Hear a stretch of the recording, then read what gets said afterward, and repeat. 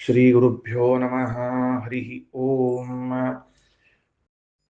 ಪ್ರಾಣಾದೇರೀಶಿತಾರಂ ಪರಮಸುಖನಿಧಿಂ ಸರ್ವದೋಷವ್ಯಪೇತಂ ಸರ್ವಾಂತಸ್ಥಂ ಸುಪೂರ್ಣಂ ಪ್ರಕೃತಿಪತಿಮಜಂ ಸರ್ವಬಾಹ್ಯಂ ಸುನಿತ್ಯಂ ಸರ್ವಜ್ಞಂ ಸರ್ವಶಕ್ತಿಂ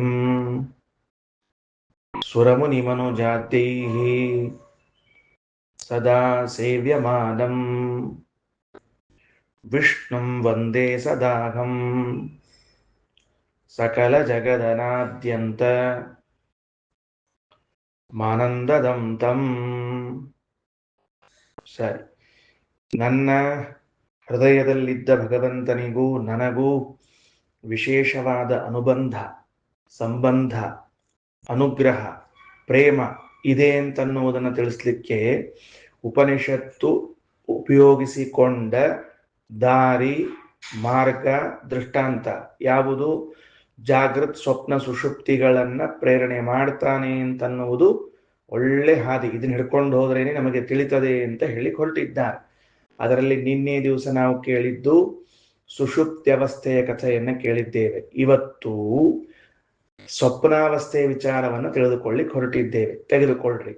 ಸಹ ಯತ್ರ ಏತತ್ ಸ್ವಪ್ನಯಾ ಚರತಿ ತೇಹಿ ಅಸ್ಯ ಲೋಕಾಃ ತದುತೇವ ಮಹಾರಾಜೋ ಭವತಿ ಉತೇವ ಮಹಾಬ್ರಾಹ್ಮಣ ಉತ ಇವ ಉಚ್ಚಾವಚಂ ನಿಗಚ್ಚತಿ ಸ ಯಥಾ ಮಹಾರಾಜೋ ಜನಪದಾನ್ ಗೃಹೀತ್ವಾ ಸ್ವೇ ಜನಪದೇ ಯಥಾ ಕಾಮಂ ಪರಿವರ್ತತ ಏವಮೇವ ಏಷಃ ಏತತ್ ಪ್ರಾಣಾನ್ ಗೃಹೀತ್ವಾ ಸ್ವೇ ಶರೀರೆ ಯಥಾ ಕಾಮಂ ಪರಿವರ್ತತೆ. ಇಷ್ಟು ಉಪನಿಷತ್ತು. ಮೊದಲು ಭಾವ ಹೇಳ್ಬಿಡ್ತೀನಿ, ಆಮೇಲೆ ಭಾವ ಆದ್ಮೇಲೆ ಮೈದನನ್ ಬಗ್ಗೆ ಮಾತಾಡೋಣ ಅಂತ. ಅಕ್ಕನ ಗಂಡ ಭಾವ, ಮೈದನ ಅಂತ ಇರ್ತಾರೆ, ಹಂಗ ಭಾವ ಅಂತ ಮೊದಲು. ಅದಕ್ಕೆ ಭಾವ ಏನು, ಅಭಿಪ್ರಾಯ ಏನು ಅಂತಂದ್ರೆ, ಈಗ ಕೆಲವು ನಾಡಿ ವಿಶೇಷಗಳಿವೆ ದೇಹದಲ್ಲಿ. ಆ ನಾಡಿ ವಿಶೇಷದಲ್ಲಿ ಸಂಚಾರ ಮಾಡ್ತಾ ಇದ್ದಾಗ ಜೀವನು ಸ್ವಪ್ನವನ್ನ ಕಾಣುತ್ತಾನೆ.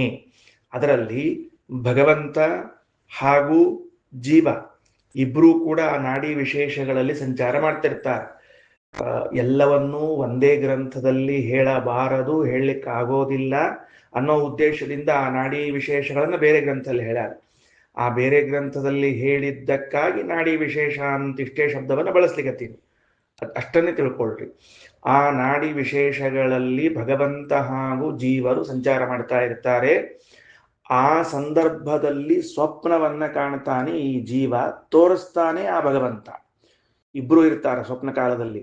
ಭಗವಂತನೂ ಇರಬೇಕು, ಜೀವನೂ ಇರಬೇಕು. ಜೀವ ಸ್ವಪ್ನವನ್ನ ಕಾಣ್ತಾನ, ಭಗವಂತನ ಕಾಣಿಕೆ ಅದು, ದೇವರು ತೋರಿಸಿದ್ದಕ್ಕೆ. ಹಿಂಗಾಗಿ ಇಬ್ಬರದು ವ್ಯವಸ್ಥೆ. ಅಲ್ಲಿ ಏನ್ ಕಾಣಿಸ್ತದ, ಏನಿರ್ತದ, ಹೆಂಗಿರ್ತದ ನೋಡ್ರಿ. ಸಹ ಯತ್ರ ಏತತ್ ಸ್ವಪ್ನಯಾಚರತಿ. ಸಹ ಅನ್ನೋ ಶಬ್ದಕ್ಕೆ ಇಲ್ಲಿ ಭಗವಂತನು ಅಂತ ಅರ್ಥ ಮಾಡ್ಕೋಬೇಕು, ಜೀವನನ್ ತಗೋಬಾರದು. ರಾಯರು ಖಂಡಾರ್ಥದಲ್ಲಿ ರಘುತ್ತಮ ಸ್ವಾಮಿಗಳು ಭಾವಬೋಧದಲ್ಲಿ ಹೇಳುವಾಗ ಸಹ ಆ ಪರಮಾತ್ಮನು ಯತ್ರ ಯಾವಾಗ, ಎಲ್ಲಿ ಅಲ್ಲ. ಉಪನಿಷತ್ನಲ್ಲಿ ಯತ್ರ ಅಂತ ಬಂದದ, ಅದಕ್ಕೆ ಅರ್ಥ ಸಾಮಾನ್ಯ ಸಂಸ್ಕೃತದಲ್ಲಾಗಿದ್ರ ಎಲ್ಲಿ ಅಂತ ಬರ್ತದೆ. ಈಗ ಎಲ್ಲಿ ಬೇಕಾಗಿಲ್ಲ, ಯಾವಾಗ ಬೇಕಾಗಿದೆ. ಯಾವಾಗ ಏತತ್ ಅಂದ್ರೆ ಈ ಶರೀರದಲ್ಲಿ ಸ್ವಪ್ನಯಾಚರತಿ, ಸ್ವಪ್ನದಿಂದ ಸಂಚಾರ ಮಾಡ್ತಾನ ಅಂತ. ಸ್ವಪ್ನದಿಂದ ಏನ್ ಸಂಚಾರ ಮಾಡ್ಬೇಕು? ಅದಕ್ಕೆ ಸ್ವಪ್ನಯ ನಾಡ್ಯಾಚರತಿ ಜೀವಂ ಚಾರಯತಿ ಚ. ಸ್ವಪ್ನ ಕಾಣಿಸಲು ಬೇಕಾಗಿರುವ ನಾಡಿಗಳು ಅಂತವ. ಆ ನಾಡಿಗಳಲ್ಲಿ ಭಗವಂತ ಸಂಚಾರ ಮಾಡುತ್ತಾ ನಮ್ಮನ್ನು ಸಂಚಾರ ಮಾಡಿಸುತ್ತಾ. ಶಬ್ದ ನೋಡ್ಕೊಳ್ರಿ ಏನಂತ. ಚರತಿ ಅಂತದ. ಚರತಿ ಅಂದ್ರೆ ಸಂಚರಿಸುವುದು ಅಂತ ಅರ್ಥ. ಮತ್ತು ಭಗವಂತ ತಾನು ಸಂಚಾರ ಮಾಡ್ತಿದ್ರ ನಮ್ಮನ್ನೇನ್ ಮಾಡ್ತಾನಂದ್ರ ಚಾರಯತಿ, ಅವನೇ ಹೊಂಟಾನ ಅಂದ್ಮೇಲೆ ಅವನಿಂದ ನೀ ಹೋಗೇ ಹೋಗ್ತಿರ್ತಿ, ಸಂಚಾರ ಮಾಡ್ತಿರ್ತಿ. ಹೌದು, ಭಗವಂತ ಆ ನಾಡಿಗಳಲ್ಲಿ ಯಾಕೆ ಸಂಚಾರ ಮಾಡಬೇಕು? ಸುಮ್ಮನೆ ಎಲ್ಲೋ ಒಂದ್ ಕಡೆಗೆ, ಹೃದಯದಲ್ಲಿ ಎಲ್ಲೋ ಒಂದ್ ಕಡೆಗೆ ಕೂತ್ ಬಿಡ್ಬೇಕೋ ಬೇಡವೋ, ಅಥವಾ ತಲೆಯಲ್ಲೋ, ಕಣ್ಣಲ್ಲೋ, ಕಿವಿ ಎಲ್ಲೋ ಒಂದ್ ಕಡೆ ಕೂಡಬಹುದಲ್ಲ ಅಂದ್ರೆ, ಅದಕ್ಕೆ ಏನ್ ಸಮಾಚಾರ ಅಂದ್ರೆ ಹ ಅಸ್ಯ ಲೋಕಾಹ. ಹ ನೋಡ್ರಿ, ಅದು ಹ ಆಶ್ಚರ್ಯ ಉದ್ಗಾರ ತೆಗಿತದ, ಸ್ವಾರಸ್ಯ ತೆಗಿತದ. ಏನಂತ? ಯಾಕಂದ್ರ ಈ ನಾಡಿ ವಿಶೇಷಗಳೇನವ ಅಲ್ಲ ಅವೆಲ್ಲವೂ ಭಗವಂತನ ಲೋಕಗಳೆನಿಸಿವೆ ಅಂತ ತಿಳಿಸಿದ್ದಾರೆ. ಹೊಸ ಅಂಶವನ್ನು ಅಭ್ಯಾಸ ಮಾಡ್ಲಿಕ್ಕಿರಲ್ಲ, ಸ್ವಲ್ಪ ಪೆನ್ಸಿಲ್ ತಗೊಂಡು ಒಂಚೂರು ಚಂದ ಅಂಡರ್ಲೈನ್ ಮಾಡಿರ್ಬೇಕ್ರಿ. ಅಂದ್ರೆ ನಮ್ಮ ದೇಹದಲ್ಲಿರುವಂತಹ ನಾಡಿಗಳು ಅವುಗಳಲ್ಲಿ ಭಗವಂತ ಸಂಚಾರ ಮಾಡ್ತಾನ ಅಂತ ಮೊದಲು ಹೇಳಿ, ಯಾಕೆ ಅಲ್ಲಿ ಸಂಚಾರ ಮಾಡ್ಬೇಕು ದೇವರು ಆ ನಾಡಿಗಳಲ್ಲಿ? ಎಲ್ಲೋ ಒಂದ್ ಕಡೆಗೆ ಕೂತಿರ್ಬೇಕಾಗಿತ್ತಲ್ಲ ಅಂದ್ರೆ ಉಪನಿಷತ್ತು ಹೀ ಅಸ್ಯ ಲೋಕಾಹ, ಯಾಕ ಅಂದ್ರ ಇದು ಅವನ ಲೋಕವೆನಿಸಿದೆ. ಅದು ನಾಡಿ ವಿಶೇಷಗಳೇನಿವೆ, ಈ ನಾಡಿ ವಿಶೇಷಗಳನ್ನ ಲೋಕಗಳು ಎಂದು ವ್ಯವಹಾರ ಮಾಡ್ತಾರೆ. ತನ್ನ ಲೋಕದಲ್ಲಿ ತಾನು ಸಂಚಾರ ಮಾಡ್ತಾನೆ. ಅಂದ್ರೆ ನಾಡಿಗಳಲ್ಲಿ ಯಾಕೆ ಸಂಚಾರ ಮಾಡ್ತಾನ ಅಂತ ಅನ್ನೋದಕ್ಕೆ ಉತ್ತರ ಏನು ಅಂದ್ರೆ, ಆ ನಾಡಿ ವಿಶೇಷಗಳೆಲ್ಲವೂ ಭಗವಂತನ ಲೋಕವೆನಿಸಿದ್ದರಿಂದಾಗಿ ಅದರಲ್ಲಿ ಸಂಚಾರವನ್ನ ಮಾಡ್ತಾನೆ. ಹೌದು, ಈಗ ಇಬ್ಬರೂ ಕೂಡ ಸ್ವಪ್ನದಲ್ಲಿ ಇರ್ತಾರೆ. ಒಬ್ಬನು ಕಾಣಿಸ್ತಿರ್ತಾನ, ಒಬ್ಬನು ಕಾಣ್ತಿರ್ತಾನ ಅಂದಮೇಲೆ ವ್ಯತ್ಯಾಸ ಏನು? ಬರೀ ಇಷ್ಟೇನ? ಅವನು ತೋರಿಸ್ತಾನ, ಇವ ನೋಡ್ತಾನ, ಇಷ್ಟೇ ವ್ಯತ್ಯಾಸವ? ಇನ್ನೇನು ವ್ಯತ್ಯಾಸ ಇಲ್ವಾ ಅಂದ್ರೆ, ಅಲ್ಲಿ ಜೀವನಿಗೂ ಪರಮಾತ್ಮನಿಗೂ ಇರೋ ವ್ಯತ್ಯಾಸವನ್ನ ಉಪನಿಷತ್ ತೋರಿಸ್ತದೆ. ತದುತೇವ, ನೋಡ್ಕೋ ಏನು? ತತ್ ತತ್ ಅಂದ್ರೆ ಆವಾಗ, ಉತ ಅಂದ್ರೆ ಸಮುಚ್ಚಯ, ಸೇರಿಸಿಕೋ ಅಂತ ಅರ್ಥ ಹೇಳ್ತದೆ. ಆವಾಗ ಏನಪ್ಪಾ ಅಂತಂದ್ರೆ ಪರಮಾತ್ಮ ಹೆಂಗಿರ್ತಾನ ಅಂದ್ರ ಮಹಾರಾಜೋ ಭವತಿ, ಮಹಾರಾಜನಂತೆ ಇರ್ತಾನ. ತದ್ವದ್ ಆತ್ಮಾನಂ ಪಶ್ಯತಿ. ಒಂದೇ ನಿಮಿಷ, ವ್ಯತ್ಯಾಸವನ್ನ ಹೇಳ್ತಾರ. ಇಲ್ಲಿ ಹೇಳಕ್ಕಾಗಿದ್ದು ಜೀವನನ್ನೇ. ತತ್ ಈ ಸ್ವಪ್ನ ಕಾಣುವ ಕಾಲದಲ್ಲಿ ಜೀವ ತನ್ನನ್ನ ಒಂದು ಬಾರಿ ಮಹಾರಾಜ ಇವ ಭವತಿ. ಮುಂದೆ ಭಾಷೆಗಳು ಸ್ಪಷ್ಟ ಆಗ್ತದೆ, ಮತ್ತೆ ಹೇಳ್ತೀನಿ. ಜೀವ ಸ್ವಪ್ನ ಕಾಲದಲ್ಲಿ ತನ್ನನ್ನ ಒಂದ್ಸರ್ತಿ ಏನಂತ ಕಾಣ್ತಾನ?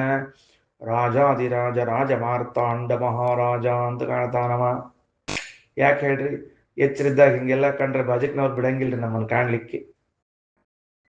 ಗೊತ್ತಾತಿಲ್ಲ ಯಾಕಂತ ಹೇಳಿ? ನೀ ರಾಜಾದಿರಾಜ ಆದ್ರೆ ನಾ ಏನ್ ಕಡಿಮೆನ? ನಾ ಮಹಾರಾಣಿ ಅಲ್ಲ ಅಂದ್ರೆ ಅದಕ್ಕೆ ಹಂಗ ಕಾಣೋದಿಲ್ರಿ. ಹಂಗ ಈ ಎಚ್ಚರವಾಗಿದ್ದಾಗ ಮಹಾರಾಜ ಆಗೋದಿಲ್ಲ, ಅದಕ್ಕೆ ಸ್ವಪ್ನದಲ್ಲಿ ಮಹಾರಾಜನಾಗ್ತಾನೆ. ನೋಡ್ರಿ ಎಷ್ಟು ಚಂದದ. ಮಹಾರಾಜೋ ಭವತಿ ಉತೇವ ಮಹಾಬ್ರಾಹ್ಮಣ ಇವ ಭವತಿ. ಮಹಾಬ್ರಾಹ್ಮಣ, ಶ್ರೇಷ್ಠ ಬ್ರಾಹ್ಮಣನಂತೆ ತನ್ನನ್ನು ತಾನು ಸ್ವಪ್ನದಲ್ಲಿ ಕಾಣ್ತಾನ.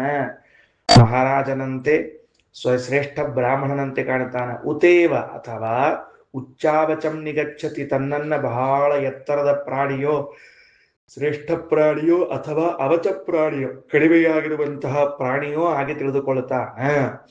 ಸ ಯಥ. ಇದಿಷ್ಟು ಜೀವನದ್ದು ವ್ಯತ್ಯಾಸ ಗೊತ್ತಾಗಬೇಕಲ್ಲ. ಸ್ವಪ್ನದಲ್ಲಿ ಜೀವನು ಹಾಗೂ ಪರಮಾತ್ಮನು ಇಬ್ಬರೂ ಇದ್ದಾಗ ಭೇದ ಏನು ಅಂತ ಕೇಳಿದ್ರೆ, ಒಮ್ಮೊಮ್ಮೆ ಈ ಜೀವ ತನ್ನನ್ನ ಮಹಾರಾಜನನ್ನಾಗಿ, ಒಮ್ಮೊಮ್ಮೆ ಈ ಜೀವ ತನ್ನನ್ನ ಮಹಾಬ್ರಾಹ್ಮಣನನ್ನಾಗಿ, ಒಮ್ಮೊಮ್ಮೆ ಈ ಜೀವ ತನ್ನನ್ನ ಆನೆ ಎಂಬುದಾಗಿ, ಒಮ್ಮೊಮ್ಮೆ ಜೀವ ತನ್ನನ್ನ ನಾಯಿ, ಬೆಕ್ಕು, ಹಂದಿ, ಕತ್ತೆಗಳನ್ನಾಗಿ ತಿಳಿದುಕೊಳ್ತಾನ. ಅಂದ್ರೆ ಹಂಗ ತನ್ನನ್ನು ತಾನು ಕಾಣ್ತಾನ. ಮತ್ತೆ ಭಗವಂತ ಸ ಯಥಾ ಮಹಾರಾಜೋ, ಇಲ್ಲಿ ಬಂತ ನೋಡ್ರಿ. ಸ ಯಥಾ ಮಹಾರಾಜೋ, ಆ ಭಗವಂತ ಇದ್ದಾನಲ್ಲ ಅವ ಮಹಾರಾಜ. ಮಹಾರಾಜನು ಜನಪದಾನ್ ಗೃಹೀತ್ವ, ತನ್ನ ಜನಪದರು ಅಂದ್ರೆ ರಾಜ್ಯದಲ್ಲಿ ವಾಸ ಮಾಡುವಂತಹ ಜನರನ್ನ ಕರೆದುಕೊಂಡು, ಸ್ವೇ ಜನಪದೇ ಯಥಾ ಕಾಮಂ ಪರಿವರ್ತತ, ತನ್ನ ರಾಜ್ಯದಲ್ಲಿ ಸಂಚಾರ ಮಾಡುವಂತೆ. ಒಂದು ಹಳ್ಳಿಯಿಂದ ಇನ್ನೊಂದು ಹಳ್ಳಿಗೆ ಹೊಂಟಾನ, ಒಂದು ಊರಿನಿಂದ ಇನ್ನೊಂದು ಊರಿಗೆ ಹೊಂಟಾನ ಪರಮಾತ್ಮ ಮಹಾರಾಜ. ಹೋಗೋ ಕಾಲಕ್ಕೆ ಆ ಹಳ್ಳಿ ಜನ ಎಲ್ಲ ಬೆನ್ನ ಹತ್ಕೊಂಡು ಹೋಗ್ತಾರ, ಅವನಿಂದ ಮುಂದಿನ ಹಳ್ಳಿ ಹೋಗ್ತಾನೆ, ಅಲ್ಲಿ ಅವ್ರು ಬೆನ್ನ ಹತ್ಕೊಂಡು ಹೋಗ್ತಾರೆ. ಹೆಂಗೋ ಹಂಗ ಈ ಭಗವಂತ ತಾನು ನಾಡಿಗಳಲ್ಲಿ ಸಂಚಾರ ಮಾಡುವಾಗ ಮಹಾರಾಜನಂತೆ ಸಂಚಾರ ಮಾಡ್ತಿರ್ತಾನ. ಹೌದು, ಜೊತೆಗೆ ಬರೋ ಪರಿವಾರ ಯಾರು ಅಂದ್ರೆ ಏತತ್ ಪ್ರಾಣಾನ್ ಗೃಹೀತ್ವಾ ಸ್ವೇ ಶರೀರೆ ಯಥಾ ಕಾಮಂ ಪರಿವರ್ತತೆ. ಈಗ ಅದೇನದು ತನ್ನ ಇಂದ್ರಿಯಗಳು, ಅದೇನು ಆಗ್ಲೇ ಹೇಳಿದ್ವಲ್ಲ, ಯಾವ ಇಂದ್ರಿಯಗಳು ಮತ್ತೆ ನಿರ್ವ್ಯಾಪಾರವನ್ನ ಮಾಡಿಸಿ ಸುಷುಪ್ತಿ ಅವಸ್ಥೆಯನ್ನು ಹೊಂದಿಸ್ತಾನಂತ ಹೇಳಿದ್ದಾನಲ್ಲ, ಆ ಇಂದ್ರಿಯಗಳನ್ನೆಲ್ಲವನ್ನ ಕರೆದುಕೊಂಡು ಹೊರಡ್ತಾನ. ಸ್ವೇ ಶರೀರೆ, ತನ್ನ ಅಧೀನವಾಗಿರುವಂತಹ ಈ ಶರೀರದಲ್ಲಿ ಯಥಾಕಾಮಂ ಪರಿವರ್ತತೆ, ತನಗೆ ಸಂತೋಷ ಬಂದಂತೆ, ಮನಸ್ಸಿಗೆ ಬಂದಂತೆ ಸಂಚಾರ ಮಾಡುತ್ತಾನೆ. ಮುಗುದಿಲ್ಲ, ಸ್ಟಾರ್ಟ್ ಆಯ್ತು. ಈಗ ವಿಷಯ ಪ್ರಾರಂಭ ಆಯ್ತು. ಈಗ ಇಲ್ಲೊಂದು ಸೂಕ್ಷ್ಮಾಂಶವನ್ನ ರಘುತ್ತಮ ಸ್ವಾಮಿಗಳವರು ಬರೀತಾರೆ. ಎಲ್ಲಾ ಇಂದ್ರಿಯಗಳನ್ನ ತೆಗೆದುಕೊಂಡು ಭಗವಂತನು ಒಳಮುಖವಾಗಿ ಹೊರಟು ಬಿಡ್ತಾನೆ ಅಂತ ಹೇಳಿದ್ರಿ. ಅದರರ್ಥ ನಾವು ಮಲ್ಕೊಂಡಾಗ ಸ್ವಪ್ನ ಕಾಣುವಾಗ ಕಣ್ಣು, ಕಿವಿ, ನಾಲಿಗೆ, ಮೂಗು ಈ ಇಂದ್ರಿಯಗಳು ಕೆಲಸ ಮಾಡುವುದಿಲ್ಲ. ತ್ವಗೀಂದ್ರಿಯವನ್ನು ಬಿಟ್ಬಿಡ್ರಿ, ಅಪವಾದ ಇಂದ್ರಿಯವನ್ನು ಹೊರಗಿಟ್ಕೋಣಂತ. ಹಾಗಿದ್ರೆ ಎಲ್ಲಾ ಇಂದ್ರಿಯಗಳು ನಿರ್ವ್ಯಾಪಾರ ಸ್ಥಿತಿಯನ್ನ ಹೊಂದಿದರೆ ಸ್ವಪ್ನವನ್ನ ಕಾಣುವುದು ಹೇಗೆ? ನಾವು ಇದ್ದು ಜ್ಞಾನ ಮಾಡಿಕೊಡುವಂತಹ ಇಂದ್ರಿಯಗಳು ಪಂಚಜ್ಞಾನೇಂದ್ರಿಯಗಳು. ಆ ಪಂಚಜ್ಞಾನೇಂದ್ರಿಯಗಳಲ್ಲಿ ಇವು ಎಲ್ಲಾನು ನಿರ್ವ್ಯಾಪಾರ ಸ್ಥಿತಿಯಲ್ಲಿ ಹೋಗಿಬಿಟ್ಟವು ಅಂತಂದ್ರೆ ಆಗ ನಮಗೆ ಸ್ವಪ್ನದ ಅನುಭವ ಬರುವುದು ಹೇಗೆ ಅಂತ ಪ್ರಶ್ನೆ ಬರ್ತದೆ. ಅದಕ್ಕೇನ್ ಮಾಡ್ಬೇಕು? ಇಲ್ಲ ಒಂದ್ ಕೆಲಸ ಮಾಡೋಣಂತ, ಹೆಂಗೂ ಈ ಇಂದ್ರಿಯಗಳ ನಿರ್ವ್ಯಾಪಾರ ಆಗೇ ಬಿಟ್ಟಿರ್ತಾವ, ಬಿಟ್ಬೋಣ ಅಂದ್ರೆ ಮತ್ತೆ ಸ್ವಪ್ನ ಎದ್ದ ಮೇಲೆ ಏನು ಸ್ವಪ್ನ ಆಗಿತ್ತು ಮಾರಾಯ, ಎಂಥ ಕೆಟ್ಟ ಕನಸು ಹೇಳ್ತೀನಿ ಎಲ್ಲರ ಅಂತಂತಿರ್ತಾನವ. ಹೌದಿಲ್ಲೋ? ಅಂದ್ಮೇಲೆ ಆ ಕನಸಿನ ಜ್ಞಾನ ಇವನಿಗೆ ಆಗ್ಲಿಕ್ಕತ್ತದ. ಕನಸಿನ ಜ್ಞಾನ ಇವನಿಗೆ ಆಗ್ಲಿಕ್ಕತ್ತದ ಅಂತಂದ ಮೇಲೆ ಜ್ಞಾನ ಆಗಿಲ್ಲ ಅನ್ನೋ ಹೋಗಿಲ್ಲ. ಅದಕ್ಕೆ ವ್ಯವಸ್ಥೆ ಏನ್ ಮಾಡ್ತಾರೆ? ರಘುತ್ತಮ ಸ್ವಾಮಿಗಳವ್ರ ಭಾಗವತದಲ್ಲಿ ಮನಸ್ಸನ್ನ ಒಂದನ್ನ ನಿರ್ವ್ಯಾಪಾರ ಮಾಡುವುದಿಲ್ಲ. ಎಲ್ಲ ಪಂಚಜ್ಞಾನೇಂದ್ರಿಯಗಳಲ್ಲಿ ಎಲ್ಲ ಇಂದ್ರಿಯಗಳು ನಿರ್ವ್ಯಾಪಾರ ಸ್ಥಿತಿಯನ್ನು ಹೊಂದಿದರೂ ಕಣ್ಣು ನೋಡುವುದಿಲ್ಲ. ಸ್ವಪ್ನ ಕಾಣುವ ಕಾಲದಲ್ಲಿ ಹೊರಗಿನ ಯಾವ ಪದಾರ್ಥವನ್ನು ಒಳಗಿನ ಯಾವ ಪದಾರ್ಥವನ್ನು ಎರಡನ್ನು ನೆನಪಿಟ್ಟುಕೊಂಡ್ರೆ ಹೊರಗೂ ಒಳಗೂ ಯಾವುದು ನೋಡೋದಿಲ್ಲ. ಆಕ್ಚುಲಿ ಒಳಗಿನ ನೋಡ್ಲಿಕ್ಕೆ ಬರಂಗೇ ಇಲ್ಲ, ಸುಮ್ಮನೆ ನಿಮಗೆ ತಿಳಿಲಿ ಅಂತ ಹೇಳಿಕತ್ತೀನಿ. ಹೊರಗಿನ ಶಬ್ದ ಯಾವುದೂ ಇಲ್ಲ ಅಂದ್ರೆ ಈ ಪಂಚಜ್ಞಾನೇಂದ್ರಿಯಗಳು ಸ್ವಪ್ನ ಕಾಲದಲ್ಲಿ ತಮ್ಮ ಕೆಲಸವನ್ನ ಮಾಡುವುದಿಲ್ಲ. ಮತ್ತೆ ಮನಸ್ಸು ಮಾತ್ರ, ಅದು ಅಂತಃಕರಣ, ಅದು ಒಂದು ಜ್ಞಾನೇಂದ್ರಿಯವೇ ಆಗಿದೆ. ಮನಸ್ಸು ಎನ್ನುವುದು ಕೂಡ ಒಂದು ಜ್ಞಾನೇಂದ್ರಿಯವಾದದ್ದರಿಂದ ಅದರಿಂದಾಗಿ ಭಗವಂತ ಏನ್ ಮಾಡ್ತಾನ? ಸ್ವಪ್ನವನ್ನ ತೋರಿಸ್ತಾನ, ಸ್ವಪ್ನವನ್ನ ಕಾಣಿಸ್ತಾನ. ಇಲ್ಲೊಂದು ಪ್ರಶ್ನೆ ಮಾಡ್ತೀನಿ.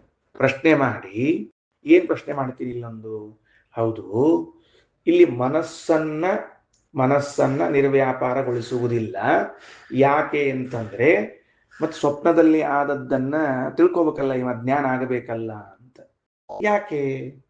ಅನ್ನೂ ಕೂಡ ನಿರ್ವ್ಯಾಪಾರ ಮಾಡಿಬಿಡ್ರಿ, ಏನ್ ತೊಂದರೆ ಅದ? ಹೆಂಗೂ ನಿನ್ನೆ ಹೇಳೋ ಕಾಲಕ್ಕೆ ನೀವು ಟೇಬಲ್ ಅನ್ನ ಕುಟ್ಟಿ ಸ್ವರೂಪೇಂದ್ರಿಯವಾದ ಸಾಕ್ಷಿ ಅಂತ ಅನ್ನೋದು ಇದ್ದೇ ಇರ್ತದ.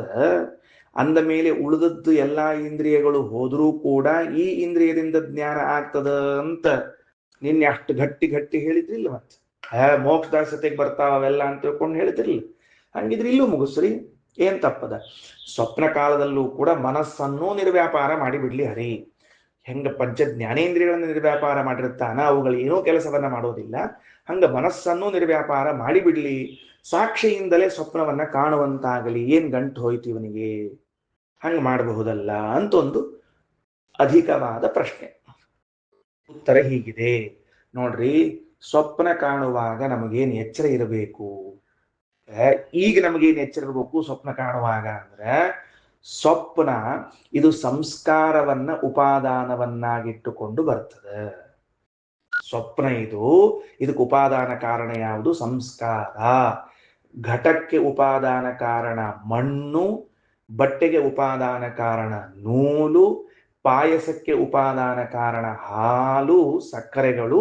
ಹಂಗ ಸ್ವಪ್ನಕ್ಕೆ ಉಪಾದಾನ ಕಾರಣ ಸಂಸ್ಕಾರ. ಆ ಸಂಸ್ಕಾರಗಳೆಲ್ಲವೂ ಇರುವುದು ಮನಸ್ಸಿನಲ್ಲಿಯೇ, ಸಾಕ್ಷಿಯಲ್ಲ. ಅಂದ್ಮೇಲೆ ಆ ಮನಸ್ಸನ್ನು ಉಪರತ ಮಾಡಿಬಿಟ್ರೆ ಸಂಸ್ಕಾರ ಎಲ್ಲಿಂದ ತಗೋಬೇಕಮ್ಮ? ಸಂಸ್ಕಾರ ಎಲ್ಲಿಂದ ಬರಬೇಕು?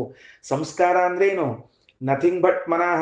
ಮನಸ್ಸು ಬಿಟ್ರೆ ಸಂಸ್ಕಾರ ಅಂತ ಪ್ರತ್ಯೇಕ ಇಲ್ಲೇ ಇಲ್ಲ. ಮನಸ್ಸಿಗೆ ಇನ್ನೊಂದು ಹೆಸರು ಸಂಸ್ಕಾರ ಅಂತ ಅಷ್ಟೇ. ವಿಕಾರಗಳು, ಮನದ ವಿಕಾರಗಳು. ಅಂದ ಮೇಲೆ ಉಪಾದಾನ ಕಾರಣವೆನಿಸಿರುವಂತಹ ಮನಸ್ಸನ್ನ ಇಟ್ಟುಕೊಳ್ಳದೆ ಸ್ವಪ್ನವನ್ನು ಸೃಷ್ಟಿ ಮಾಡಲಿಕ್ಕೆ ಬರುವುದಿಲ್ಲ. ಅಂದ ಮೇಲೆ ಭಗವಂತ ಅದನ್ನು ಇಟ್ಟುಕೊಳ್ಳೇಬೇಕು, ಅದನ್ನು ನಿರ್ವ್ಯಾಪಾರ ಸ್ಥಿತಿಗೆ ತರಲಿಕ್ಕೆ ಬರೋದಿಲ್ಲ. ಮನಸ್ಸಿನಲ್ಲಿ ಇರುವಂತಹದ್ದು. ಯಾಕಂದ್ರೆ ಶ್ರೀಮದಾಚಾರ್ಯ ಹೇಳುವಾಗ ಒಂದು ಮಾತಂತಾರ, ಸತ್ಯವೂ ಅದ. ಆಚಾರ್ಯ ನಮ್ಮ ಅನುಭವವನ್ನೇ ಹೇಳ್ತಾರೆ. ಅನಾದಿ ಮನೋಗತಾನ್ ಸಂಸ್ಕಾರಾನ್ ಸ್ವೇಚ್ಛೆಯ ಪ್ರದರ್ಶಯತಿ ಜೀವಾಯ ಸ್ವಪ್ನ ಇತಿ ಗೀಯತೆ ಅಂತ. ಸ್ವಪ್ನ ನಮಗೆ ಇವತ್ತಿಂದ ಬೀಳಂಗಿಲ್ರಿ. ಅನಾದಿ ಕಾಲದಿಂದ ಏನೇನ್ ಕಂಡಿರ್ತೀವಿ ಎಲ್ಲಾ ಸಂಸ್ಕಾರ ಉಳ್ಕೊಂಡಿರ್ತಾವ ಮನಸ್ಸಿನೊಳಗೆ. ಅದಕ್ಕೆ ಕಂಡದ್ದು ಅಂದ್ರೆ ಕಣ್ಣಿನಿಂದ ಅಂತ ತಿಳ್ಕೊಬೇಡ್ರಿ. ಕೇಳಿದ್ದು, ವಾಸನೆ ನೋಡಿದ್ದು, ಮುಟ್ಟಿದ್ದು ಎಲ್ಲಾ ಸಂಸ್ಕಾರ. ಒಟ್ಟಾರೆ ಪಂಚಜ್ಞಾನೇಂದ್ರಿಯದಿಂದ ನಿಮ್ಗೇನು ಸಂಸ್ಕಾರ ಆಗಿರ್ತದ ಅದನ್ನು ಒಟ್ಟನ್ನೂ ತಗೊಂಡು ಸ್ವಪ್ನದೊಳಗೆ ಚಂದಾಗಿ ಕೂಡಿಸಿ ಕಾಣಿಸ್ಲಿಕ್ಕೆ ತೋರಿಸ್ತಾನೆ ಭಗವಂತ. ಕಾಣಿಸ್ಲಿಕ್ಕೆ ಶುರು ಮಾಡ್ತಾನೆ. ಅಂದ ಮೇಲೆ ಸಾಕ್ಷಿ ಇದ್ರೂ ಕೂಡ ಮನಸ್ಸನ್ನ ದೇವರು ಉಪರತ ಮಾಡ್ಲಿಕ್ಕೆ ಬರುವುದಿಲ್ಲ. ಕಾರಣ ಸಂಸ್ಕಾರಗಳಲ್ಲೇವ ಈ ಸಂಸ್ಕಾರದಿಂದ ಉದ್ಬುದ್ಧವಾದ ರೂಪುಗೊಂಡಿರುವ ಸ್ವಪ್ನಗಳನ್ನ ಅದೇ ಮನಸ್ಸೇ ತೋರಿಸ್ಬೇಕು, ಅದೇ ಮನಸ್ಸಿನಿಂದಲೇ ನೋಡ್ಬೇಕಾದ್ರಿಂದ ಆ ಇಂದ್ರಿಯವನ್ನ ಉಪರತಿಗೊಳಿಸುವುದಿಲ್ಲ. ಆಯ್ತಾ? ಯಾಕೆ ಸ್ವರೂಪೇಂದ್ರಿಯ ಇದ್ರೂ ಮನಸ್ಸನ್ನು ಇಟ್ಟುಕೊಂಡ ದೇವರು ಎಂಬುದಕ್ಕೆ ಇದು ಕಾರಣ. ಇನ್ನು ಭಾಷ್ಯ, ಆ ಭಾಷ್ಯದಲ್ಲಿ ಏನದ, ಈಗ ನೋಡ್ರಿ ಆಚಾರ್ಯರು ಸುಮ್ಪುಡುದಿಲ್ಲ, ಅವ್ರಿಗೊಂಚೂರು ದೇವ್ರ ಮೇಲೆ ಭಯಂಕರ ಪಕ್ಷಪಾತ, ದೇವ್ರ ಮೇಲೆ ಭಯಂಕರ ಪಕ್ಷಪಾತ ಆಚಾರ್ಯ. ಇಲ್ಲೊಂದು ಮಜಾ ತಗೋಬೇಕಲ್ಲೋ ಅಂದ್ರು. ಹೆಂಗ್ರಿ ಸ್ವಾಮಿ ಮಜಾ ತಗೊಳ್ಳೋದು? ಸಹ ಯತ್ರ ಪರಮಾತ್ಮ ಸ್ವಪ್ನಯಾನಾಡ್ಯಾಚರತಿ ತದಾ ಜೀವ ಉಚ್ಚಾವಚಂ ನಿಗಚ್ಚತೀವ. ಯಾವಾಗ ಆ ಪರಮಾತ್ಮನು ಯಾವಾಗ ಈ ಸ್ವಪ್ನ ನಾಡಿಗಳಲ್ಲಿ, ಸ್ವಪ್ನ ತೋರಿಸುವ ನಾಡಿಗಳಲ್ಲಿ ಸಂಚಾರ ಮಾಡ್ತಾನೆ, ನಮ್ಮನ್ನು ಸಂಚಾರ ಮಾಡಿಸ್ತಾನ, ಆಗ ಈ ಜೀವ ಉಚ್ಚಾವಚಂ ನಿಗಚ್ಚತಿ ಇವ, ತಾನು ಮಹಾರಾಜನಂತೆ, ಬೆಕ್ಕಿನಂತೆ, ನಾಯಿಯಂತೆ, ದೊಡ್ಡ ಆನೆಯಂತೆ ಹಿಂಗೆಲ್ಲ ಕಾಣ್ತಾನ. ಒಮ್ಮೆ ಹಂಗ ಒಮ್ಮೆ ಹಿಂಗ ಅಂತ ಅನ್ಕೊಳ್ರಿ, ಸರಿನಾ? ನಮ್ಮ ದೇವ್ರು ಹೆಂಗ ಕಾಣಿಸ್ತಾನ? ದೇವ್ರು ಒಮ್ಮೆ ಹಂಗ, ದೇವ್ರು ಒಮ್ಮೆ ಹಿಂಗೋ ಹೆಂಗ? ದೃಷ್ಟಾಂತ ಏನ್ ಕೊಟ್ಟಿದ್ರಿ? ಮಹಾರಾಜನಂತೆ ಅಂತ ದೃಷ್ಟಾಂತ ಕೊಟ್ಟಿದ್ರಿ. ಒಂದ್ಸರ್ತಿ ಮಹಾರಾಜ ಹಂಗಪ್ಪ, ಇನ್ನೊಮ್ಮೆ ಮತ್ತೊಬ್ಬನಂಗ, ಹಿಂಗೇನು ಅಂದ್ರ ಅದಕ್ಕೆ ಆಚಾರ ಅಂತಾರ, ಸರ್ವದಾ ಮಹಾರಾಜವತ್ ಪ್ರಾಣಾನ್ ಗೃಹೀತ್ವಾ ಪರಮಾತ್ಮ ಪರಿವರ್ತತೆ. ಭಗವಂತನ ವಿಷಯದಲ್ಲಿ ಒಮ್ಮೆ ಹಾಗೆ ಒಮ್ಮೆ ಹೀಗೆ ಅಂತೇನಿಲ್ಲ. ಒಮ್ಮೆ ಹಾಗೆ ಒಮ್ಮೆ ಹೀಗೆ ಅಂತೇನಿಲ್ಲ ಪರಮಾತ್ಮನ ವಿಷಯದಲ್ಲಿ. ಜೀವನ ವಿಷಯದಲ್ಲಿ ಮಾತ್ರ ಹಂಗದ, ಪರಮಾತ್ಮನ ವಿಷಯದಲ್ಲಿ ಸದಾ ಮಹಾರಾಜನಂತೆ, ಸದಾ ಮಹಾರಾಜನಂತೆ. ಸರ್ವದಾ ಮಹಾರಾಜವತ್ ಪ್ರಾಣಾನ್ ಗೃಹೀತ್ವ, ನಮ್ಮ ಎಲ್ಲ ಇಂದ್ರಿಯಗಳನ್ನು ಹಿಡಿದುಕೊಂಡು ಪರಿವರ್ತತೆ, ಸಂಚಾರ ಮಾಡ್ತಾನ. ಜೀವಸ್ತು ಜೀವನಾದರೋ ಕದಾಚಿದೇವ, ಒಮ್ಮೊಮ್ಮೆ ಸ್ವಪ್ನದಲ್ಲಿ ರಾಜವತ ಆತ್ಮಾನಂ ಪಶ್ಯತಿ, ತನ್ನನ್ನ ರಾಜ ಅಂತ ತಿಳ್ಕೊತ ಒಮ್ಮೊಮ್ಮೆ. ಕದಾಚಿತ್ ಬ್ರಾಹ್ಮಣವತ, ಒಮ್ಮೊಮ್ಮೆ ಬ್ರಾಹ್ಮಣ ಅಂತ ತಿಳ್ಕೊತಾನ. ಕದಾಚಿತ್ ಶ್ವ ಮಾರ್ಜಾರಾದಿವದ್ವ, ಶ್ವ ಅಂದ್ರೆ ನಾಯಿ, ಮಾರ್ಜಾರ ಅಂದ್ರೆ ಬೆಕ್ಕು, ನಾಯಿಯಂತೆ ಬೆಕ್ಕಿನಂತೆ ಒಮ್ಮೊಮ್ಮೆ ಕಾಣ್ತಾನ. ಇದುವೇ ಜೀವ ಹಾಗೂ ಬ್ರಹ್ಮರ ಮಧ್ಯದಲ್ಲಿರುವ ವೈಲಕ್ಷಣ್ಯ, ವಿಶೇಷ, ಭೇದ, ವ್ಯತ್ಯಾಸ. ಸೂಕ್ಷ್ಮದ ಗಮನಿಸ್ಕೊಂಡಿಟ್ಕೊಳ್ರಿ. ಸಯತ್ರ ಪರಮಾತ್ಮ ಸ್ವಪ್ನಯಾನಾಡ್ಯಾಚರತಿ ತದಾ ಜೀವ ಉಚ್ಚಾವಚಂ ನಿಗಚ್ಚತೀವ ಸರ್ವದಾ ಮಹಾರಾಜವತ್ ಪ್ರಾಣಾನ್ ಗೃಹೀತ್ವಾ ಪರಮಾತ್ಮ ಪರಿವರ್ತತೆ. ಜೀವಸ್ತು ಕದಾಚಿದೇವ ಸ್ವಪ್ನೆ ರಾಜವದಾತ್ಮಾನಂ ಪಶ್ಯತಿ ಕದಾಚಿತ್ ಬ್ರಾಹ್ಮಣವತ್ ಮಾರ್ಜಾರಾದಿವದ್ವಾ. ಇಷ್ಟು ಭಾಷ್ಯ. ಇನ್ನು ಮುಂದಿಂದಕ್ಕೆ ಹೋಗೋಣ. ಈ ಸುಷುಪ್ತಿ, ಈಗ ಮೊದಲು ಏನ್ ಮಾಡಿದ್ರು? ಸುಷುಪ್ತಿ ಹೇಳಿದ್ರು, ಸ್ವಪ್ನ ಹೇಳಿದ್ರು, ಮತ್ ಸುಷುಪ್ತಿ ಬರ್ತಾರೆ. ಈಗ ಇನ್ನೊಮ್ಮೆ ಸುಷುಪ್ತಿಗೆ ಬಂದ ಆಮೇಲೆ ಜಾಗೃತ ಅವಸ್ಥಾ ಹೇಳ್ತಾರೆ. ಅಥ ಯದಾ ಸುಷುಪ್ತೋ ಜೀವ ಯದಾ ಸುಷುಪ್ತೋ ಭವತಿ ತದಾ ನ ಕಸ್ಯಚನ ವೇದ. ಯಾವಾಗ ಜೀವ ಮತ್ತ ಸುಷುಪ್ತನಾಗುತ್ತಾನೋ, ಮಲಗುತ್ತಾನೋ, ಆವಾಗ ತದಾ ನ ಕಸ್ಯಚನ ವೇದ, ಹೊರಗಿನ ಯಾವ ವಿಷಯಗಳನ್ನು ತಿಳಿದುಕೊಳ್ಳುವುದಿಲ್ಲ, ಚಾನ್ಸೇ ಇಲ್ಲ. ಅಂದ್ರೆ ಆವಾಗ ಮಲಗ್ಯಾನ ಅಂತ ಅರ್ಥ. ಎರಡನೇ ಲಕ್ಷಣ, ಮಲಗಿದ್ದಾನ ಅಂಬುದಕ್ಕೆ ಎರಡನೇ ಲಕ್ಷಣ. ಒಂದು, ಎಲ್ಲ ಇಂದ್ರಿಯಗಳು ನಿರ್ವ್ಯಾಪಾರ ಆಗಿರ್ತಾವ, ಮನಸ್ಸೂ ಕೂಡ, ಮನಸ್ಸಿನಿಂದ ಸಹಿತವಾದ ಎಲ್ಲ ಇಂದ್ರಿಯಗಳು ತಮ್ಮ ವ್ಯಾಪಾರವನ್ನು ನಿಲ್ಲಿಸಿರ್ತದೆ. ಇದು ಒಂದು ಸುಷುಪ್ತಿಯ ಲಕ್ಷಣ. ಎರಡನೇದ್ದು, ಹೊರಗಿನ ಯಾವ ವಿಷಯಗಳು ನಮಗೆ ಸ್ವಪ್ನ ಸುಷುಪ್ತಿ ಕಾಲದ ತಿಳಿದು ಬರುವುದಿಲ್ಲ. ಇದು ಎರಡನೇ ಲಕ್ಷಣ. ಎರಡಾಯ್ತು. ಈಗ ನೋಡ್ರಿ ಏನಂತಾರೆ. ಹಿತಾನಾಮ ನಾಡ್ಯೋ ದ್ವಾಸಪ್ತತಿ ಸಹಸ್ರಾಣಿ. ಹಿತಾನಾಡಿಗಳು ಅಂತವ ಅಂತ ಎಷ್ಟು ನಮ್ಮ ದೇಹದಲ್ಲಿರುವಂತಹದ್ದು? ದ್ವಾಸಪ್ತತಿ ಸಹಸ್ರಾಣಿ, ದ್ವಾಭ್ಯಾಂ ಅಧಿಕ ಸಪ್ತತಿ ಸಹಸ್ರಾಣಿ, 72,000 ನಾಡಿಗಳು ನಮ್ಮ ದೇಹದಲ್ಲಿವೆ. ಆ 72,000 ನಾಡಿಗಳು ಏನಿವೆಯಲ್ಲ, ಅವುಗಳಿಗೆಲ್ಲದಕ್ಕೂ ಸೇರಿ ಹಿತಾನಾಮ ನಾಡ್ಯ, ಹೆಸರೇ ಹಿತಾನಾಡಿಗಳು, ಹಿತಾನಾಡಿಗಳು ಅಂತಂತ. ಏನ್ ಆಶ್ಚರ್ಯ! ನಮಗೆಲ್ಲಾ ಹಿತ ಉಂಟು ಮಾಡ್ಲಿಕ್ಕೇನೆ ಅಷ್ಟು ನಾಡಿಗಳನ್ನು ಕೊಟ್ಟಾನ ದೇವರು. ಅದಕ್ಕೆ ಅವಕ್ಕೆ ಹಿತ ಅಂತ ಇಟ್ಬಿಟ್ಟಾನ್ರಿ. ಹಿತ, ಅಹಿತ, ಅಹಿತಕರ ವಾತಾವರಣ, ಹಿತಕರ ವಾತಾವರಣ ಅಂತನ್ನೋ ಹಂಗ ಹಿತಕರವಾದ ನಾಡಿಗಳು. ಹಿತಾನಾಮ ನಾಡ್ಯ ದ್ವಾಸಪ್ತತಿ ಸಹಸ್ರಾಣಿ ಹೃದಯಾತ್ ಪುರೀತತಂ ಅಭಿಪ್ರತಿಷ್ಠಂತೆ. ಅದೇನಾಗಿದೆ? ಹೃದಯಾತ್ ಪುರೀತತಂ, ಅದರಲ್ಲಿ ಒಂದು ವಿಶೇಷ ನಾಡಿ ಅದ. ಯಾವುದದು ಅಂದ್ರೆ ಸುಷುಮ್ನಾ ನಾಡಿ. ಅದು ಹೃದಯದಿಂದ ಪ್ರಾರಂಭ ಮಾಡಿಕೊಂಡು ಪುರಿ ತತ ಅಂತಂದ್ರೆ ಶಿರಸ್ಸಿನ ಪರ್ಯಂತರವಾಗಿ, ಎಲ್ಲಿಯವರೆಗೆ? ಶಿರಸ್ಸಿನ ಪರ್ಯಂತರವಾಗಿ. ಆಕ್ಚುಲಿ ಅದು ನಾಭಿಯ ಮೂಲದಿಂದ ಪ್ರಾರಂಭ ಮಾಡಿಕೊಂಡು ಶಿರಸ್ಸಿನವರೆಗೆ ಏಕಾಕಾರೇಣ ಅದ ರುಜು ನೇರವಾದ ಒಂದು ನಾಡಿ ಅದ. ಆ ನೇರವಾಗಿರುವಂತಹ ನಾಡಿ ಏನ್ ಕರೆದಿದ್ದಾರ ಅಂತ ಕೇಳಿದ್ರೆ ನಾಡಿ ಅಂತ ಕರೀತಿದ್ದಾರೆ. ಇವ ಸ್ವಪ್ನ ಕಾಣುವ ಕಾಲದ ಮುಗಿದ ಮೇಲೆ ನಿದ್ರಾ ಕಾಲದಲ್ಲಿ ಅದಕ್ಕೆ ಬಂದು ಸೇರ್ಕೋತಾನಂತ. ನೋಡ್ರಿ ಹೇಳ್ತಾರೆ ಈಗ ಏನಾಯ್ತು. ಸುಷುಮ್ನಾ ನಾಡಿ ವಿಶೇಷ ಅಭಿಪರಿತಃ ಪ್ರತಿಷ್ಠಂತೆ. ಮುಂದ ಅಭಿಪ್ರತಿಷ್ಠಂತೆ ತಾಭಿಹಿ ಪ್ರತ್ಯವಸೃತ್ಯ ಪುರೀತತಿ ಶೇತೆ. ಆ ಸುತ್ತಲೂ ಇರುವಂತಹ ನಾಡಿಗಳಲ್ಲಿ ಇವನು ಸಂಚಾರ ಮಾಡಿ, ಆಗಲೇ ಪ್ರಶ್ನೆ ಮಾಡ್ಕೊಂಡ್ವಲ್ಲ, ನಾಡಿಗಳಲ್ಲಿ ಸಂಚಾರ ಮಾಡುತ್ತಾನೆ ಅಂತ ಕೇಳಿದ್ವಲ್ಲ, ಆ ನಾಡಿಗಳು ಯಾವುದು? ಈ ಸುಷುಮ್ನಾ ನಾಡಿಯ ಎಡಬಲದಲ್ಲಿ ಇರುವಂತಹ ನಾಡಿಗಳೇನವ, ಅವುಗಳಲ್ಲಿ ಸಂಚಾರ ಮಾಡಿ ಕೊನೆಗೆ ಅಲ್ಲಿ ಬಂದು ಸುಷುಮ್ನಾ ನಾಡಿಯಲ್ಲಿ ಬಂದು ಮಲಗುತ್ತಾನೆ. ಪುರೀತತಿ ಶೇತೆ, ಸುಷುಮ್ನಾ ನಾಡಿಯಲ್ಲಿ ಮಲಗುತ್ತಾನ. ಅಲ್ರಿ, ಸುಷುಮ್ನಾ ನಾಡಿ ಒಳಗೆ ಮಲಗುತ್ತಾನೋ ದೇವರಲ್ಲಿ ಮಲಗುತ್ತಾನೋ ಪ್ರಶ್ನೆ ಬಂತಲ್ಲ. ವಿಷಯ ಗೊತ್ತಾತಿಲ್ಲೋ? ಸುಷುಪ್ತಿ ಕಾಲದ ಹೆಂಗಿರ್ತದ ಅಂತಂದ್ರ, ನಾನು ಮಲಗಿದಾಗ ನನಗೆ ಹೊರಗಿನ ಯಾವ ವಿಷಯಗಳ ಜ್ಞಾನವೂ ಇರುವುದಿಲ್ಲ. ಹೊರಗಿನ ಯಾವ ವಿಷಯಗಳ ಜ್ಞಾನವೂ ಇರುವುದಿಲ್ಲ. ಇದು ಒಂದು. ಎರಡನೆಯದ್ದು, ಸ್ವಪ್ನ ಕಾಣುವಾಗ ಬೇರೆ ನಾಡಿಗಳಲ್ಲಿ ಸಂಚಾರ ಮಾಡಿಕೊಂಡು ಬರ್ತೇವೆ. ಆ 72,000 ನಾಡಿಗಳಿಗೆ ಹಿತಾನಾಡಿಗಳು ಅಂತ ಹೆಸರು. ಸಂಚಾರ ಮುಗಿಸಿಕೊಂಡು ಬಂದು ಇಲ್ಲಿ ಬ್ರಹ್ಮರಂಧ್ರದಿಂದ ಪ್ರಾರಂಭ ಮಾಡಿಕೊಂಡು ನಾಭಿಯ ಕೆಳಗಿನವರೆಗೆ ಮೂಲದವರೆಗೆ ಇರುವ ಒಂದು ನೇರವಾದ ನಾಡಿ ಇದೆ, ಅದಕ್ಕೆ ಸುಷುಮ್ನಾ ನಾಡಿ. ಆ ಸುಷುಮ್ನಾ ನಾಡಿಯಲ್ಲಿ ಪ್ರವೇಶ ಮಾಡುತ್ತಾನ, ಆಗ ಮಲಗುತ್ತಾನ. ಹೌದು, ನಾಡಿಯಲ್ಲಿ ಪ್ರವೇಶ ಮಾಡಿದ್ದಕ್ಕೆ ಮಲಗಿದ್ನೋ, ಮತ್ತೆ ನಾಡಿಯಲ್ಲಿ ಪ್ರವೇಶ ಮಾಡಿದ್ದಕ್ಕೆ ಮಲಗೋದಾದ್ರೆ ದೇವರದಕ್ಕೆ ಬಂದವಂತ. ದೇವ್ರ ಬೇಕಾಗೇ ಇಲ್ಲ. ಅದಕ್ಕೆ ರಾಯರು ಮಂತ್ರಾಲಯ ಸ್ವಾಮಿಗಳು ಒಂದು ಸೂತ್ರ ಕೊಡ್ತಾರೆ. ಏನು ಅಂದ್ರೆ, ನಾಡಿಯಲ್ಲ, ನಾಡಿಯಲ್ಲಿರುವ ಪರಮಾತ್ಮನಲ್ಲಿ ಮಲಗುತ್ತಾನ ಅಂತ ಇಟ್ಕೊಳ್ರಿ. ಯಾಕಂದ್ರೆ ತದಭಾವೋ ನಾಡೀಶು ತತ್ಶ್ರುತೇರಾತ್ಮನಿಹ ಅಂತ ತಿಳಿದುಕೊಂಡು ಅನ್ನುವಂತಹ ಸೂತ್ರ 3-2-7 ಬರೆದಿಟ್ಕೊಂಡಿರ್ರಿ. 3ನೇ ಅಧ್ಯಾಯದ 2ನೇ ಪಾದ 7ನೇ ಸೂತ್ರ, ತದಭಾವೋ ನಾಡೀಸು ತತ್ಶ್ರುತೇರಾತ್ಮನಿಹ ಅಂತನ್ನುವಂತಹ ಸೂತ್ರ. ಅಲ್ಲಿ ಹೇಳುವಾಗ ನಾಡಿಯಲ್ಲ, ನಾಡಿಸ್ಥನಾದ ಭಗವಂತನಲ್ಲೇ ಇರ್ತಾನ ಅಂತ ತಿಳ್ಕೊಳ್ರಿ. ಇನ್ನು ಮುಂದ, ಹೌದು, ಮತ್ತು ಸುಷುಪ್ತಿ ಕಾಲದಲ್ಲಿ ಎಲ್ಲಾ ಇಂದ್ರಿಯಗಳು ಕೆಲಸ ಮಾಡಂಗಿಲ್ಲ, ಏನೇನೂ ಇಲ್ಲ, ಹೊರಗಿಂದ ಏನೂ ಗೊತ್ತಾಗಂಗಿಲ್ಲ ಅಂತಂದ ಮೇಲೆ ಈ ಸುಖ ಆತು ಅಂತ ಗೊತ್ತು ಹೆಂಗಾಗೋದಪ್ಪ? ಸುಖ ಆತು ಅಂತ ಗೊತ್ತು. ಸುಖ ತಿಳ್ಕೊಳ್ಳಿಕ್ಕೆ ಸಾಕ್ಷಿ ಅದ, ಒಪ್ಕೊಂಡ್ವಿ. ಸಾಕ್ಷಿ ಎಂಬ ಇಂದ್ರಿಯ ಅದ, ಅದರಿಂದ ಕಾಲ, ಸುಖ, ನಾನು ಎಲ್ಲಾ ಜ್ಞಾನ ಆಗ್ತದ. ಸುಖ ಆಗೋದು ಹಂಗಾರ ಅಂತಂದ್ರೆ ಅದಕ್ಕೆ ಉತ್ತರ ಕೊಡ್ತಾರ. ಏನಂತ ಅಂದ್ರೆ, ಸ ಯಥಾ ಕುಮಾರೋ ವಾ ಮಹಾರಾಜೋ ವಾ ಮಹಾಬ್ರಾಹ್ಮಣೋ ವಾ ಅತಿಘ್ನೀಮಾನಂದಸ್ಯ ಗತ್ವಾ ಶಯೀತ ಏತಮೇವ ಏತತ್ ಶ್ರೇಯತೆ. ಈ ಚಂದದನ ಮ್ಯಾಲ್ ನೋಡ್ಲಿಕ್ಕೆ ಒಂದರ್ಥದ, ಒಳಗೆ ನೋಡ್ಲಿಕ್ಕೆ ಒಂದರ್ಥದ. ಸಹ ಈ ಜೀವನು ಯಥಾ ಯಾವ ರೀತಿಯಾಗಿ ಕುಮಾರನಂತೆ, ಮಹಾರಾಜನಂತೆ, ಮಹಾಬ್ರಾಹ್ಮಣನಂತೆ ಅತಿಘ್ನೀಂ ಸಮೀಪಕ್ಕೆ, ಆನಂದಸ್ಯ ಆನಂದನ ಸಮೀಪಕ್ಕೆ ಗತ್ವಾ ಹೋಗಿ ಶಯೀತ ಮಲಗುತ್ತಾನೋ, ಏಷಃ ಏತತ್ ಶ್ರೇಯತೆ, ಆಗ ಹೇಗೆ ಅವನಿಗೆ ಸುಖವಾಗುತ್ತದೆಯೋ ಹಾಗೆ ಅಂತ ಹೇಳ್ಬಿಟ್ಟಾರ.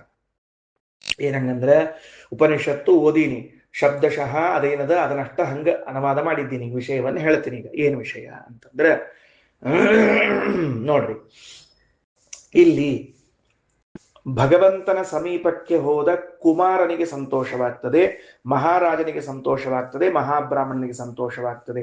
ಹೇಗೋ ಹಾಗೆ ಸುಷುಪ್ತಿ ಕಾಲದಲ್ಲಿ ನಾವು ಭಗವಂತನ ಸಮೀಪಕ್ಕೆ ಹೋದದ್ದಕ್ಕಾಗಿ ಆನಂದವಾಗುತ್ತದೆ. ಪ್ರಶ್ನೆ ಏನ್ ಕೇಳ್ಕೊಂಡಿದ್ವಿ?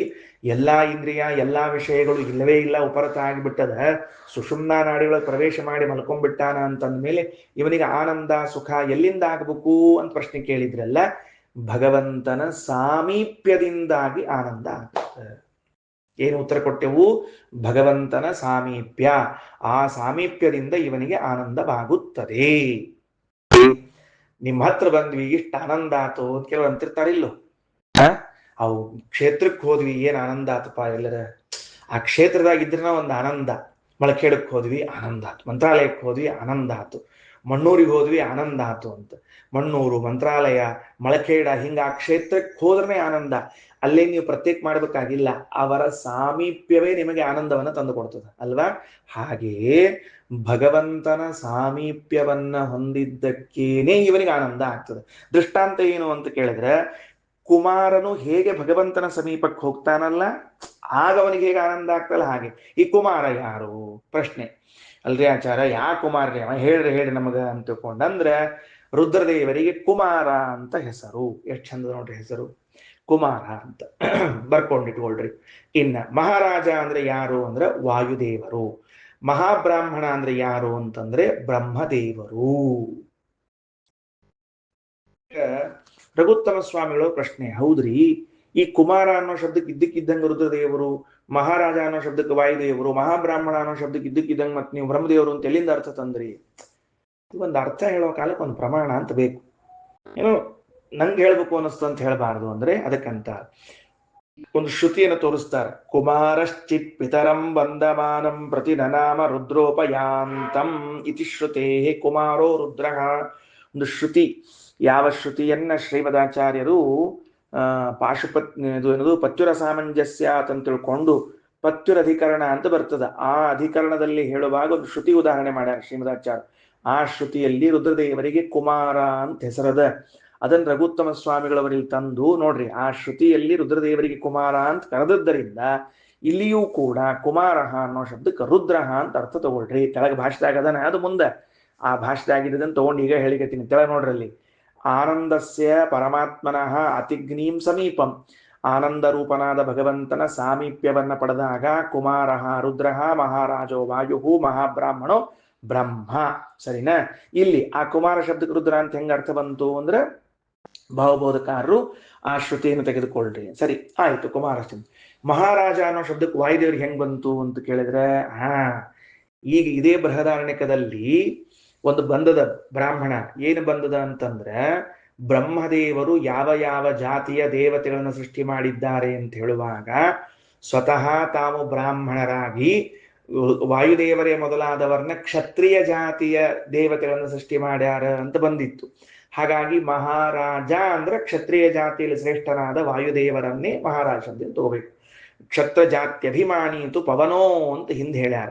ಸರಿ, ಇನ್ನು ಮಹಾಬ್ರಾಹ್ಮಣ ಅನ್ನೋ ಶಬ್ದಕ್ಕೆ ಬ್ರಹ್ಮದೇವ್ರು ಹೆಂಗಂದ್ರೆ ವಿಷ್ಣೋರ್ ಬ್ರಾಹ್ಮಣ ಜಾತಿ ಸನ್ ಬ್ರಹ್ಮ ಜಜ್ಞೇ ಚತುರ್ಮುಖ. ಭಗವಂತನಿಂದ ಹುಟ್ಟಿ ಬಂದ್ರು ಬ್ರಹ್ಮದೇವರು, ಬರುವಾಗ ಬ್ರಾಹ್ಮಣ ಜಾತಿಯನ್ನ ಹಿಡ್ಕೊಂಡೇ ಬಂದಿದ್ರಾದ್ರಿಂದ ಅವರನ್ನ ಮಹಾಬ್ರಾಹ್ಮಣ ಅಂತ ಕರೀತಾರ. ಅದರಿಂದ ಇದರಲ್ಲಿ ಬಂದಿರುವಂತಹದನ್ನ ಹಾಗೆ ಅರ್ಥ ಮಾಡಿಕೊಳ್ರಿ. ಅಂದ್ರೆ ಈಗೇನಾಯ್ತು, ಒಂದು ಸ್ವಾರಸ್ಯ ತೋರಿಸ್ದಂಗ ಆಯ್ತು. ಇವರಿಗೆ, ಯಾರಿಗೆ? ಇವರಿಗೆ ಬ್ರಹ್ಮದೇವರಿಗೆ, ವಾಯುದೇವರಿಗೆ, ರುದ್ರದೇವರಿಗೆ ಭಗವಂತನ ಸಾಮೀಪ್ಯ ದೊರೆತಾಗ ಪರಮಾನಂದವಾಗ್ತದೆ, ಭಾರೀ ಆನಂದ ಆಗ್ಬಿಡುತ್ತೆ. ಹಾ ಅಂತಾರ. ಲೌಕಿಕ ಎಲ್ಲಾ ಪದಾರ್ಥಗಳ ಆನಂದಕ್ಕಿಂತಲೂ ಭಗವಂತನ ಸಾಮೀಪ್ಯಾನಂದ ಅಂತ ಅನ್ನೋದು ಬಹಳ ಮಹತ್ವ, ಭಾರಿ ಚಂದ. ಅಂದಮೇಲೆ ಆ ಆನಂದವನ್ನ ಪಡೆದುಕೊಳ್ಳುವಂತಹ ವಿಶಿಷ್ಟ ದೇವತೆಗಳು ಯಾರು ಅಂದ್ರೆ ಇವರು. ಎಲ್ಲಾ ದೇವತೆಗಳು ಪಡೆದುಕೊಳ್ತಾರ, ಇಲ್ಲ ಅಂದಲ್ಲ. ಆದರೆ ಉಪನಿಷತ್ತು ದಾಖಲೆ ಮಾಡುವಂತಹ ಆನಂದ ಪಡೆಯುವಷ್ಟಿದ್ದವರು ಈ 3 ಜನ. ಕಲ್ಪನಾ ಬಂತ? ಉಪನಿಷತ್ತು ದಾಖಲಿಸ್ಬೇಕಾಯ್ತಲ್ಲ, ಉಪಲಕ್ಷಣೀಯ ಅಂತ ಅನ್ಲಿಲ್ಲ. ಇವ್ರು 3 ಹೆಸರಿಗೆ ವ್ಯಾಖ್ಯಾನ ಮಾಡ್ತಾರೆ ಶ್ರೀಮದಾಚಾರ್ಯ. ಇವರಂಗ ಉಳಿದವ್ರು ತಗೊಳ್ರಿ ಹಿಂಗ ಅನ್ಲಿಲ್ಲ, ಈ 3 ಜನ ಅಂತ ಹೇಳ್ಯಾರ. ಅಂದ್ರೆ ದಾಖಲೆಯ ಮಟ್ಟದ ಆನಂದವನ್ನು ಇವರು ಅನುಭವಿಸ್ತಾರೆ. ಸೊ ನಾವು ಇವರನ್ನ ಏನ್ ಮಾಡಬೇಕು ಅಂದ್ರೆ ಈ ದೇವತೆಗಳನ್ನು ಹಿಡ್ಕೊಳ್ಬೇಕು. ಯಾಕಂದ್ರೆ ನೀವು ಭಗವಂತನ ಸನ್ನಿಧಾನವನ್ನ ಪಡೆದಾಗ ಗರಿಷ್ಠ ಮಟ್ಟದ ಆನಂದವನ್ನು ಅನುಭವಿಸ್ತೀರಿ ಅಂತಂದ ಮೇಲೆ ನಿಮ್ಮ ಸನ್ನಿಧಾನದಲ್ಲಿ ನಾವಿದ್ವಿ ಅಂದ್ರೆ ನಮಗೂ ಆನಂದ ಸಿಗುತ್ತದೆ. ಅದಕ್ಕೆ ಮಹಾರಾಜನಾಗಿರುವಂತಹ ವಾಯುದೇವರೇ ಶ್ರೀಮದ್ ಆನಂದ ತೀರ್ಥರಾಗಿ ಬಂದದ್ದು ಅಲ್ವಾ, ನಮಗದು ಗರಿಷ್ಠ ಮಟ್ಟದ ಆನಂದವನ್ನು ಉಂಟು ಮಾಡಲಿಕ್ಕೆ. ಆ ಕುಮಾರನೆಂದು ಕರೆಸಿಕೊಂಡಿರುವಂಥವರೇ ವ್ಯಾಸಕುಮಾರನಾಗಿ ಶುಕಾಚಾರ್ಯರಾಗಿ ಬಂದದ್ದು. ವ್ಯಾಸಕುಮಾರನಾಗಿ ಶುಕಾಚಾರ್ಯರಾಗಿ ಬಂದು ಭಾಗವತವನ್ನ ಹೇಳಿ ಗರಿಷ್ಠ ಮಟ್ಟದ ಆನಂದವನ್ನ, ಮತ್ತೆ ಶ್ರೀಮದಾಚಾರ್ಯರು ಕ್ಷತ್ರಿಯ ಜಾತಿಯ ಮಹಾರಾಜನಾದವರು ಇಲ್ಲಿ ಬಂದು ಬಿಟ್ಟು ಏನ್ ಮಾಡಿದ್ರು, ಸರ್ವಮೂಲಾದಿ ಗ್ರಂಥಗಳನ್ನು ರಚನಾ ಮಾಡಿ ಕೊಟ್ಟು ನಮಗೆ ಆನಂದವನ್ನು ಉಂಟು ಮಾಡಿದ್ರು. ಯಾರು ಭಗವಂತನ ಸಾಮೀಪ್ಯದಲ್ಲಿ ಆನಂದವನ್ನು ಉಂಟು ಮಾಡ್ತಾರೆ. ಆಚಾರ ಬಹಳ ಚಂದ ಹೊಂದಿಸ್ಲಿಕ್ಕೆ ಹಂಗ ಬ್ರಹ್ಮದೇವ್ರನ್ನೊಬ್ರು ಹೊಂದಿಸ್ಬಿಡ್ರಿ ನೋಡೋಣ ಅಂತಂದ್ರೆ ಹಿಂಗ್ ಕೇಳೋರು ಇರ್ತಾರ್ರಿ ಪಂಡಿತರು ನಮ್ಮಲ್ಲಿ.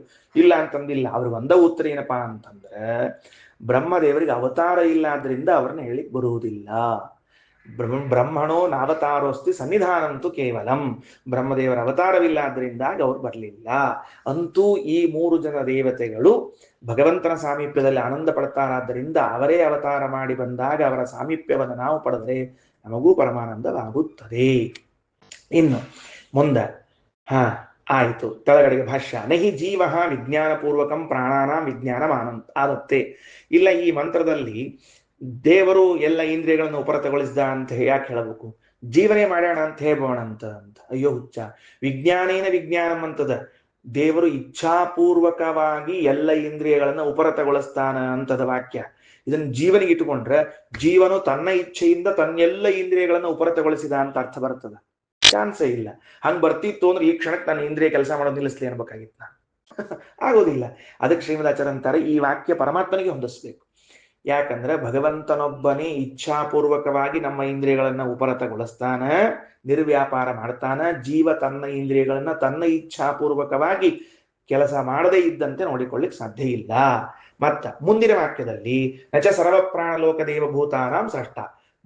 ಮುಂದಿನ ಮಂತ್ರದಲ್ಲಿ ಏನ್ ಬರ್ತದೆ? ಎಲ್ಲಾ ಇಂದ್ರಿಯಗಳನ್ನ, ಎಲ್ಲಾ ದೇವತೆಗಳನ್ನ, ಎಲ್ಲಾ ಲೋಕಗಳನ್ನ, ಎಲ್ಲಾ ಭೂತಗಳನ್ನ ಸೃಷ್ಟಿ ಮಾಡ್ತಾನ ಅಂತ ಬರ್ತದೆ. ಆ ವಾಕ್ಯ ಜೀವಿಗೆ ಹೆಂಗ್ ಹೊಂದಿಸ್ಲಿಕ್ಕೆ ಸಾಧ್ಯದ? ಅದರಿಂದ ಇಲ್ಲಿ ಬಂದವನು ಪರಮಾತ್ಮ ಅಂತ ತಿಳ್ಕೊಳ್ರಿ. ಮುಗಿತಾ? ನೆಕ್ಸ್ಟ್ ಅಜಾತ ಶತ್ರು ಬ್ರಾಹ್ಮಣದ ಕೊನೆ ಮಂತ್ರ. ಇನ್ನೇನ್ ಮಾಡ್ಬೇಕು ಈಗ ನಮಗ ಅಂದ್ರ ಸುಷುಪ್ತಿ, ಸ್ವಪ್ನ, ಸುಷುಪ್ತಿ ಹೇಳಿದ್ರು. ಎಚ್ಚರಗೊಳಿಸ್ಬೇಕು. ಎಚ್ಚರಗೊಳಿಸ್ಬೇಕು ಅಂದ್ರೆ ಎಲ್ಲಿಂದ ಪರಮಾತ್ಮ ಎಚ್ಚರಗೊಳಿಸ್ತಾನೆ ಅಂದ್ರೆ ಹೃದಯದಲ್ಲಿ ಭಗವಂತ ಎಲ್ಲ ಇಂದ್ರಿಯಗಳನ್ನ, ಜೀವರನ್ನ ಒಳಗೆ ಹಿಡ್ಕೊಂಡು ಕೂತಿರ್ತಾನೆ. ಜಾಗೃತ ಕಾಲ ಬಂದಾಗ ಅಲ್ಲಿಂದ ಒಬ್ಬೊಬ್ಬರನ್ನ ಹೊರಗೆ ಹಾಕ್ಲಿಕ್ಕೆ ಶುರು ಮಾಡ್ತಾನ. ಅದ ಹೇಳ್ತಾರ. ಸ ಯಥಾ ಊರ್ಣನಾಭಿ, ತಗೊಳ್ರಿ, ತಂತುನ ಉಚ್ಚರೇತ. ಯಾವ ರೀತಿಯಾಗಿ ಊರ್ಣನಾಭಿ ಅಂದ್ರೆ ಜೇಡರ ಹುಳ, ಸ್ಪೈಡರ್. ಆ ಸ್ಪೈಡರ್ ತಾನು ತಿಂದ ಪದಾರ್ಥವನ್ನೇ ಹೊರಗೆ ಹಾಕ್ತದೋ ಹಂಗ ಇಷ್ಟೊತ್ತು ಒಳಗೇನಿಟ್ಟುಕೊಂಡಿದ್ದ ಪರಮಾತ್ಮ ಅವರನ್ನ ಎಲ್ಲರನ್ನು ಹೊರಗೆ ಒಗಿತಾನ. ಯಥಾ ಅಗ್ನಿ ಹೇ ಕ್ಷುದ್ರಾಹ ವಿಸ್ಫುಲಿಂಗಾಹ ವಿಚ್ಚರಂತಿ. ಹೇಗೆ ಅಗ್ನಿಯಿಂದಲೇನೆ ಕಿಡಿಗಳು ಪಟಪಟ ಅಂತ ಹೊರಗಡೆಗೆ ಬರ್ತವೋ ಆ ರೀತಿಯಾಗಿ ಅಸ್ಮಾದಾತ್ಮನಃ ಸರ್ವೇ ಪ್ರಾಣಾಹ. ಈ ಭಗವಂತನಿಂದಲೇನೆ ಎಲ್ಲ ಇಂದ್ರಿಯಗಳು, ಸರ್ವೇ ಲೋಕಾಹ, ಎಲ್ಲ ಭೂಭುವಃ ಲೋಕಗಳು, ಸರ್ವೇ ದೇವಾಹ, ಎಲ್ಲ ದೇವತೆಗಳು, ಸರ್ವಾಣಿ ಭೂತಾನಿ, ಎಲ್ಲ ತದತಿರಿಕ್ತವಾದ ಎಲ್ಲ ಪ್ರಾಣಿಗಳು, ವ್ಯುಚ್ಚರಂತಿ ಉತ್ಪದ್ಯಂತೆ. ಅಷ್ಟೇ ಅಲ್ಲ, ಲೀಯಂತೆ ಚ, ಅಲ್ಲೇ ಅಷ್ಟೇ ತಿಳ್ಕೊಳ್ರಿ. ಅಲ್ರಿ ಮತ್ತೆ ಇದು ಸುಮ್ಮನೆ ಇದೇನಿದೆಯಲ್ಲ ಹೇಳಿಕ್ ಹೋದ್ರಿ? ಸೃಷ್ಟಿ ಮಾಡೋದನ್ನೆಲ್ಲ ಹೇಳ್ಬಿಟ್ರಲ್ಲ ನೀವೀಗ. ಒಮ್ಮೆ ಎಚ್ಚರ ಮಾಡುವುದು ಎಂಬುದು ಬಿಟ್ಟು ಸೃಷ್ಟಿನೂ ಎಲ್ಲ ಹೇಳ್ಬಿಟ್ರಲ್ಲ ಅಂದ್ರೆ ಅದೇ ಸ್ವಾರಸ್ಯ. ಎರಡೆರಡು ವಿಷಯಗಳನ್ನು ಸೇರಿಸಿ ಹೇಳ್ತೀವಿ ನಾವು. ಯಾಕಂದ್ರೆ ಇದೇ ಭಗವಂತನಿಗೇನೆ ನಮ್ಮನ್ನು ಸೃಷ್ಟಿ ಮಾಡಿ ಲಯ ಮಾಡುವ ಸಾಮರ್ಥ್ಯವು ಉಂಟಾದ್ದರಿಂದಾಗಿ ಇವನೇ ನಮಗೆ ದೇಹದಲ್ಲಿದ್ದವನೇ ವಿಶೇಷ ಸಂಬಂಧ ಅಂತ ತಿಳಿಸ್ಬೇಕಾಗಿದೆ. ಮುಗಿತಾ? ಏನೇನು ಬಂತದ್ರೊಳಗ? ಸರ್ವಾಣಿ ಭೂತಾನಿ ವ್ಯುಚ್ಚರಂತಿ. ವಿಷಯ ತಿಳಿದಿಲ್ಲೋ? ಸಹ ಪರಮಾತ್ಮನು ಯಥಾ ಊರ್ಣನಾಭಿ, ಯಾವ ರೀತಿಯಾಗಿ ಸ್ಪೈಡರು, ಜೇಡರ ಹುಳವು ತಾನು ತಿಂದದ್ದನ್ನೇ ಹೊರಗೋಗುದು ತಂತುನಾ ಉಚ್ಚರೇತ, ದಾರವನ್ನಾಗಿ ಮಾಡ್ತದೋ. ಯಥಾ ಅಗ್ನಿ ಕ್ಷುದ್ರಾಹ ವಿಸ್ಫುಲಿಂಗಾಹ, ಹೇಗೆ ಅಗ್ನಿ ಕ್ಷುದ್ರವಾದ ಕಿಡಿಗಳನ್ನ ಹಾರಿಸ್ತದೋ ಅದೇ ರೀತಿಯಾಗಿ ಈ ಪರಮಾತ್ಮನಿಂದ ಎಲ್ಲ ಪ್ರಾಣಾಹ ಅಂದ್ರೆ ಇಂದ್ರಿಯಗಳು, ಆಮೇಲೆ ಸರ್ವೇ ಲೋಕಾಹ ಅಂದ್ರೆ ಭೂಭುವಃ ಲೋಕಗಳು, ಸರ್ವೇ ದೇವಾಹ ಅಂದ್ರೆ ಚತುರ್ಮುಖ ಮೊದಲಾದ ದೇವತೆಗಳು, ಸರ್ವಾಣಿ ಭೂತಾನಿ ಅಂದ್ರೆ ಅವರನ್ನು ಹೊರತುಪಡಿಸಿ ಇನ್ನುಳಿದ ಎಲ್ಲ ಭೂತಗಳನ್ನು ಸೃಷ್ಟಿ ಮಾಡ್ತಾನೆ. ಈ ಹೃದಯದಲ್ಲಿರುವಂತಹ ಪರಮಾತ್ಮನಿಗೊಂದು ರಹಸ್ಯ ನಾಮ. ಏನದ? ಹೃದಯದಲ್ಲಿದ್ದ ಭಗವಂತನಿಗೊಂದು ರಹಸ್ಯ ನಾಮ. ಏನು? ತಸ್ಯ ಉಪನಿಷತ್ ಸತ್ಯಸ್ಯ ಸತ್ಯಮಿತಿ. ಆ ಭಗವಂತನಿಗೆ ಸತ್ಯಸ್ಯ ಸತ್ಯಂ ಅಂತ ಹೆಸರು. ಸತ್ಯ ಸತ್ಯ ಅಂತ ಕರೀತಾರೆ. ಅಂದ್ರೆ ಏನು ಅಂದ್ರೆ ಪ್ರಾಣಾವೈ ಸತ್ಯಂ ತೇಷಾಮೇಷ ಸತ್ಯಂ. ಈ ಎಲ್ಲ ಇಂದ್ರಿಯಗಳನ್ನ ಸತ್ಯ ಅಂತ ಕರೀತಾರೆ. ಮೊದಲು ಇಂದ್ರಿಯಗಳಿಗೆ ಪ್ರಾಣ ಅಂತ ಹೆಸರು, ಈಗ ಪ್ರಾಣಿಗಳಿಗೆ ಸತ್ಯ, ಇಂದ್ರಿಯಗಳಿಗೆ ಮತ್ತೊಂದು ಹೆಸರು ಸತ್ಯ ಅಂತ. ಅಂಥ ಇಂದ್ರಿಯಗಳನ್ನ ಬಹಿರ್ಮುಖ ಮಾಡ್ತಾನ, ಸೃಷ್ಟಿ ಮಾಡ್ತಾನ. ಆದ್ರಿಂದ ದೇವರಿಗೆ ಸತ್ಯಸ್ಯ ಸತ್ಯಂ ಎಂದು ಕರೆಯುತ್ತಾರೆ. ಏನ್ ಆಶ್ಚರ್ಯ! ಉಪನಿಷತ್ತೆಲ್ಲ ಹೇಳ್ತಿದ್ರೆ ಬಹಳ ಕಷ್ಟ ಆಗ್ತದೆ ನಮಗೆಲ್ಲ. ಯಾಕ? ಇಷ್ಟೊತ್ತು ಇಂದ್ರಿಯಗಳಿಗೆ ಪ್ರಾಣ ಅಂತ ಹೆಸರಿತ್ತು, ಈಗ ಸತ್ಯ ಅಂತ ಹೆಸರು. ಹಿಂಗೆ ನೀವು ಇಂದ್ರಿಯಗಳಿಗೆಲ್ಲ ಒಂದೊಂದು ಹೆಸರು ಕೊಟ್ಟುಕೋತ ಹೋದ್ರೆ ಏನು ಮುಂದೆ ಅಂದ್ರೆ ಅರ್ಥ ಏನು ಅಂದ್ರೆ, ಮೊದಲು ಇಂದ್ರಿಯಗಳು, ಇಂದ್ರಿಯಾಭಿಮಾನಿ ದೇವತೆಗಳು, ಅಲ್ಲಿ ಇಂದ್ರಿಯ ಶಬ್ದಕ್ಕೆ ಇಂದ್ರಿಯಾಭಿಮಾನಿ ದೇವತೆಗಳು, ವಾಯುದೇವರು ನಿರಂತರವಾಗಿ ಮಾಡುವ ಕರ್ಮವನ್ನ ಕಂಡು ನಾವಿವರಿಗೆ ಪ್ರತಿಬಿಂಬ ಆಗೋಣ, ಪ್ರತಿಮೆ ಆಗೋಣ ಅಂತ ಅನಿಸಿಕೊಂಡಾದದ್ದಕ್ಕೆ ಅವರಿಗೆ ಪ್ರಾಣ ಅಂತ ಹೆಸರು ಬಂದಿತ್ತು. ಈಗ ಆ ಇಂದ್ರಿಯಗಳನ್ನೆಲ್ಲವನ್ನ ಭಗವಂತ ಬಹಿರ್ಮುಖವನ್ನಾಗಿ ಮಾಡಿ, ಅಂದ್ರೆ ಸೃಷ್ಟಿ ಮಾಡಿದಂತೆ ಮಾಡಿ ಅವುಗಳಿಗೆ ಸತ್ಯ ಅಂತ ಹೆಸರು ಕೊಟ್ಟ. ಯಾಕಂದ್ರೆ ಅಷ್ಟೂ ಇಂದ್ರಿಯಗಳಿಂದಲೂ ನಾವು ಸತ್ಯವಾದ ಕಾರ್ಯವನ್ನ ಮಾಡಬೇಕು ಅಂತ. ಕಣ್ಣಿನಿಂದ, ಕಿವಿಯಿಂದ, ಮೂಗಿನಿಂದ, ಬಾಯಿಯಿಂದ ಸುಳ್ಳು ಹೇಳೋದು, ಸುಳ್ಳು ಕೇಳೋದು, ಸುಳ್ಳು ಇವು ಯಾವುದು ಬೇಡ. ಆ ಇಂದ್ರಿಯಗಳೆಲ್ಲ ಸತ್ಯಕ್ಕೆ ವಿನಿಯೋಗವಾಗಲಿ ಅಂತ ಭಗವಂತ ಸತ್ಯಸ್ಯ ಸತ್ಯ ಮಾಡಿಟ್ಟಾನ. ಇಷ್ಟು, ಇದು ಒಂದು ವಿವರಣೆ ಬೇಡ, ಮುಂದೆ ಹೋಗೋಣಂತೆ. ಭಾಷ್ಯ ತಗೊಂಡ ಕೆಳಗಡೆಗೆ ಮುಗಿದು ಹೋತು. ನಾರಾಯಣ ಶ್ರುತಿ ಎಂತದ, ಆ ನಾರಾಯಣ ಶ್ರುತಿಯನ್ನು ಹೇಳುತ್ತಾರೆ. ಏನು, ಹಿಂದಿನ ಎಲ್ಲಾ ಖಂಡದ ವಿಷಯವನ್ನ ಸಂಗ್ರಹ ಮಾಡಿ ಹೇಳುತ್ತಾರೆ. ಓದ್ತೀನಿ, ಅರ್ಥ ಹೇಳ್ತಾ ಹೋಗ್ತೀನಿ. ಆದಿತ್ಯ ಚಂದ್ರ ವಿದ್ಯುತ್ಸು ಭೂತೇಶ್ವಾದರ್ಶ ಏವಚ ಗಚ್ಚತ್ ಪಾಶ್ಚಾತ್ಯ ಶಬ್ದೇ ಚ ಚಕ್ಷುಶ್ಛಾಯಾಗತಂ ತಥಾ ಹಿರಣ್ಯಗರ್ಭ ಸಂಸ್ತಂಚ ಸದೋಪಾಸ್ಯ ಹರಿಂ ಪ್ರಭುಂ. ಮುಗಿದೋತು. ಸೂರ್ಯನಲ್ಲಿ, ಚಂದ್ರನಲ್ಲಿ, ಮಿಂಚಿನಲ್ಲಿ, ಭೂತಗಳಲ್ಲಿ, ಆಮೇಲೆ ಕನ್ನಡಿಯಲ್ಲಿ ಗಚ್ಚತ್ ಪಾಶ್ಚಾತ್ಯ ಶಬ್ದ ನಡ್ಕೊಂಡು ಹೋಗುವಾಗ ಹಿಂದೆ ಬರುವ ಶಬ್ದ, ಕಣ್ಣು ಛಾಯಾಗತ ನೆರಳಿನಲ್ಲಿದ್ದ ಭಗವಂತ, ಹಿರಣ್ಯಗರ್ಭ ಸಂಸ್ಥಾ ಬ್ರಹ್ಮದೇವರಲ್ಲಿದ್ದ ಪರಮಾತ್ಮನನ್ನು ಸದಾ ಉಪಾಸನ ಮಾಡಬೇಕು. ಬಲ್ರಿ ಹಂಗ ದೇವತೆಗಳಲ್ಲಿದ್ದ ಭಗವಂತನ ಉಪಾಸನ ಮಾಡಿದರೆ ಏನ್ ಲಾಭ? ತದ್ದೇವ ಸಾಷ್ಟಿತಾಮೇತ್ಯ, ಆ ದೇವತೆಗಳ ಸಾಮೀಪ್ಯವನ್ನು ಹೊಂದಿ. ಇಲ್ಲಿ ಸಾಷ್ಟಿತ ಅನ್ನೋ ಶಬ್ದಕ್ಕೆ ಸಾಮೀಪ್ಯ ಅಂತ ಅರ್ಥ ಬರ್ಕೊಳ್ರಿ. ರಘುತ್ತಮ ಸ್ವಾಮಿಗಳವರು ಸಾಷ್ಟಿತ ಅನ್ನೋ ಶಬ್ದಕ್ಕೆ ಸಾಮೀಪ್ಯ ಅಂತ ಬರ್ದಾರ. ಯಾಕಂದ್ರೆ ಸಾಷ್ಟಿ ಅನ್ನೋದೊಂದು ಬೇರೆ ಮೋಕ್ಷದ ಸರ್ವಾಂಗ ಸಾಯುಜ್ಯವನ್ನು ಹೊಂದಿದ್ರೆ ಸಾಷ್ಟಿ ಅಂತ ಕರೀತಾರೆ. ಒಂದೊಂದು ಅಂಗದಿಂದ ಹೊಂದೋದನ್ನ ಸಾಯುಜ್ಯ, ಎಲ್ಲಾ ಅಂಗದಿಂದ ಹೊಂದೋದನ್ನ ಸಾಷ್ಟಿ ಅಂತ ಕರೆದಿದ್ದಾರೆ ಮೋಕ್ಷದಲ್ಲಿ. ಅದಕ್ಕೆ ಇನ್ನ ಸಾಷ್ಟಿಮೇತ್ಯ ಹೃದ್ಯುಪಾಸ್ಯ ಹರಿಂ ಪುನಃ, ಆ ದೇವತೆಗಳ ಸಮೀಪಕ್ಕೆ ಹೋದ ಮೇಲೂ ಮತ್ತೆ ಹೃದಯದಲ್ಲಿ ಭಗವಂತನ ಉಪಾಸನವನ್ನ ಮಾಡಿ ಮುಕ್ತಿಮೇತಿ, ಮುಕ್ತಿಯನ್ನು ಹೊಂತಾರ. ಅಥಯೋ ಬಾಹ್ಯಾನ್ ಮುಕ್ತಿ ಮೇಷ್ಯತಿ, ಇನ್ ಕೆಲವರಿಗೆ ಕರ್ಮ ಹಂಗಿರ್ತದೆ, ಹೊರಗಿನ ಭಗವದ್ ರೂಪಗಳ ದರ್ಶನದಿಂದಲೇ ಮೋಕ್ಷ ಆಗ್ತಿರ್ತದೆ. ಸೋಪಿ, ಅವರೂ ಕೂಡ ಹೃದಯ ಕಿಂಚಿದ್ ಉಪಾಸ್ಯೈವ, ಹೃದಯದಲ್ಲಿದ್ದ ಭಗವಂತನನ್ನು ಉಪಾಸನ ಮಾಡಿಯೇನೆ ವಿಷ್ಣು ಮುಕ್ತಿ ಮನೋವೃಜೇತ್, ಹೃದಯದಲ್ಲಿದ್ದ ಭಗವಂತನ ಉಪಾಸನ ಮಾಡಿ ಮೋಕ್ಷವನ್ನು ಹೊಂದುತ್ತಾರೆ. ಈಗ ಅಲ್ಲೊಂದು ಪ್ರಶ್ನೆ ಬಂತು, ಏನಂತ? ಅಲ್ರಿ, ಮಲ್ಕೊಂಡಿರುವಾಗ ಆ ವ್ಯಕ್ತಿಯಲ್ಲಿರುವ ಭಗವಂತನನ್ನ ಆಮಂತ್ರಣ ಕೊಟ್ರು, ಎಬಸ್ರಿ ಅಂತ ತಿಳ್ಕೊಂಡು ಅಂತ ಬಂದಿತ್ತು, ಹೌದಾ? ಆಗ ನೀವೇನ್ ಮಾಡಿದ್ರಿ? ಬೃಹನ್ ಪಾಂಡರವಾಸ ಸೋಮ ರಾಜ ಎನ್ನುವ ನಾಮದಿಂದ ಕರೆದಿದ್ದೀರಿ ಅವನನ್ನ. ಏಳ್ಪಾ ಏಳು ಅಂತ ಎಬಸು ದೇವರೇ ಅಂತ ಹೇಳಿದ್ದೀರಿ. ಈ ನಾಮ ಎಲ್ಲ ಚಂದ್ರನ ನಾಮ. ಇದು ಬೃಹನ್ ಪಾಂಡರವಾಸ ಸೋಮ ರಾಜ ಚಂದ್ರನ ನಾಮಗಳಿಂದ ಪರಮಾತ್ಮನ ಕರೆದ ಪರಮಾತ್ಮಕ್ಕೆ ಎಬಸ್ತ ಸುಳ್ಳ. ಈಗ ಆ ಪ್ರಶ್ನೆಗೆ ಈಗ ಮತ್ ಮಾಡ್ಕೊಳ್ಳೋದು, ನೀವ್ ಅಲ್ಲೇನ್ ಮಾಡಿದ್ರಿ? ದೇವರನ್ನ ಎಬ್ಸಿದ್ರಿ, ಆದ್ರೆ ದೇವ್ರು ಹೇಳಲಿಲ್ಲ, ಯಾಕಂದ್ರೆ ನಾವು ಚಂದ್ರಾಂತರ್ಗತನಾಗಿದ್ದ, ಇಲ್ಲ ಅಂತ ಹಿಂಗೇನೋ ನೀವು ಒಂದು ಕತ್ರಿ ಹಾಕಿದ್ರಿ ನಮಗೆಲ್ಲ.